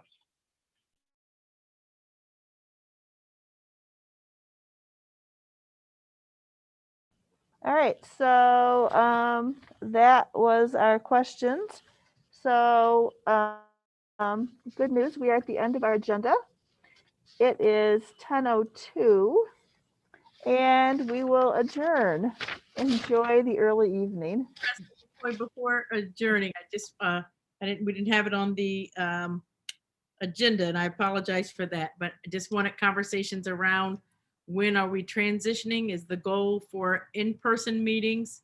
Are we looking at October 27th for that? I know we started that discussion. I thought we were going to bring it back today to see when we want it.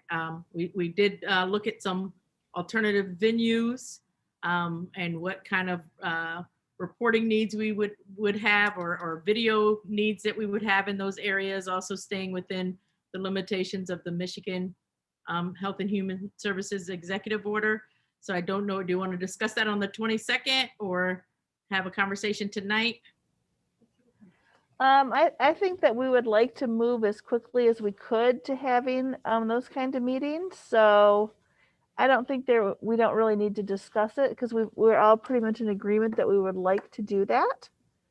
So we're looking to target at the next meeting, October 27th, is being an in-person meeting, looking at a bigger venue. So right now we were looking into Canton Little Theater. We're also looking at Discovery. I know that we have been successful in having board meetings at Discovery, and that venue would allow us to physically distance and be able to open that up to the community. Just a point for clarification, when we're fully virtual, at that point, we're looking for a fully virtual, not to have a Zoom component for any individual member, right? We're looking for that just to be a regular meeting virtually, in person? Yes. Perfect. So that I assume that we would have to open the virtual option up for anybody that's quarantined, wouldn't we? Isn't that what we voted on last time? We discussed it. We could discuss it again. I think your conversation, you mean, was on citizens' comments. Is that correct? Or are you talking about board? No, when we discussed last week, we talked about whether we would still allow virtual virtual attendance for those board members or staff that might be quarantined, for example, because we certainly wouldn't want to encourage someone to come in to an in-person meeting when they're not well.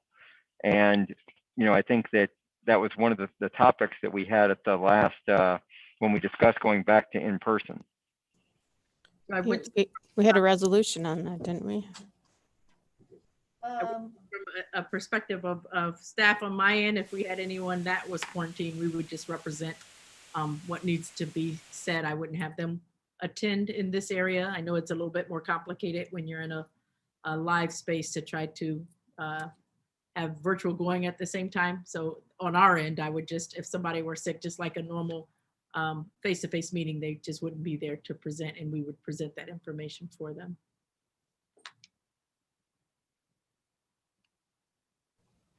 I think we may have to have additional conversation about what would be the technology requirements to have an in-person meeting and also have people joining virtually to see how feasible that would be and like what kind of equipment we do or do not have at this point. So I guess we would have to figure out what we would need and then what we also have. Yeah, I thought last time I asked about that, and I understood that there was some technology that is available at RISA or something about that. So Mr. Brandon, I may ask you to jump in. I think what I shared at that time is that we had a communication from Trustee Sidhu about a RISA contact that we could make to say, what do we need? And so we did follow up with that to advise what type of equipment we would need in order to accomplish both. And Mr. Brandon, I don't know if you want to report out on that. Yeah, you captured it well. The gentleman from RISA that we contacted was very helpful in knowing what we need to make this happen. But you virtually need to take a venue and turn it into a place where you can hold live events that stream. So there's a significant difference in equipment and in process between a true full in-person meeting that we record and what we've done traditionally at the board office versus kind of blending an in-person meeting and a virtual meeting and providing live streaming and things like that. So it is an important thing for us to move forward to have clarification on which model we're going with. So did they give you any kind of indication about like what would be the, like, say for instance, expense of the equipment that we would need to be doing something like that? Yeah, we'd be looking, yeah, it depends on which venue we select, but we'd likely be looking at some additional sound equipment because you need to basically produce live sound like any live event.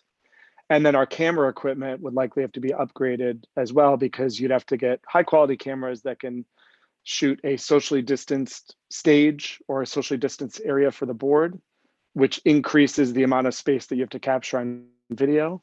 And also, if you're streaming that or if you're broadcasting that live through Zoom or through YouTube, there has to be some synergy and capabilities in that as well. So it's a more complex situation if you're looking at a live stream and a Zoom meeting integrated with an in-person meeting for sure. So maybe we might need some more information on, like, say, what would be required, because if it's like too much money, clearly that's probably not the best use of our resources at this time. But if we could, like, maybe get a better idea of what exactly we would need to have, so we could have a real conversation about it, Patrick. I believe that the money that we received from the federal government could also be, and the state government could be used to offset the cost. So that's where we have that almost $7 million that are available to address COVID-related costs. So if we had to do something like that, then we do have some funding to help offset any costs. Well, how much of that money have we already spent, like, educating our students? We don't know at this point yet, as far, at least I don't know. I think that Ms. Piaz is pulling together those numbers to support that discussion for finance and operations. So I guess we would have to know, like, what kind of money we would have left also before we could have that discussion. So if you, I was going to say another maybe point of information that might be helpful is to, if we're looking at a target on the 27th, which board members would be available to be in person, because that could also, if there's no one that would be looking to be remote, then we could just hold a regular open meeting, which would, I mean, a face-to-face meeting, which we wouldn't have to deal with the dual type of meeting. So maybe that's another thing to determine is who is available for a face-to-face on that day. I don't think anybody's looking to get quarantined or get sick. You know, I think that's all of our attention is to be there in person. So I think that the issue is, how do we support those board members that might have to be quarantined because of a close contact or some other situation, and make sure that they don't feel compelled to attend even if they're sick. The same reason we don't want students coming into the classroom when they're sick. Or for board members that might have a fragile medical condition that they would need to stay home from. So I think we can talk a little bit more about that on the 22nd. But if we could narrow down the venue, whether it's the Canton Little Theater or Discovery, and then take a look at what it would take for the setup to allow for the dual modalities, and let's get a cost analysis on that, see if it's worth moving forward. But at this point, I think, of course, we're all planning on being there physically.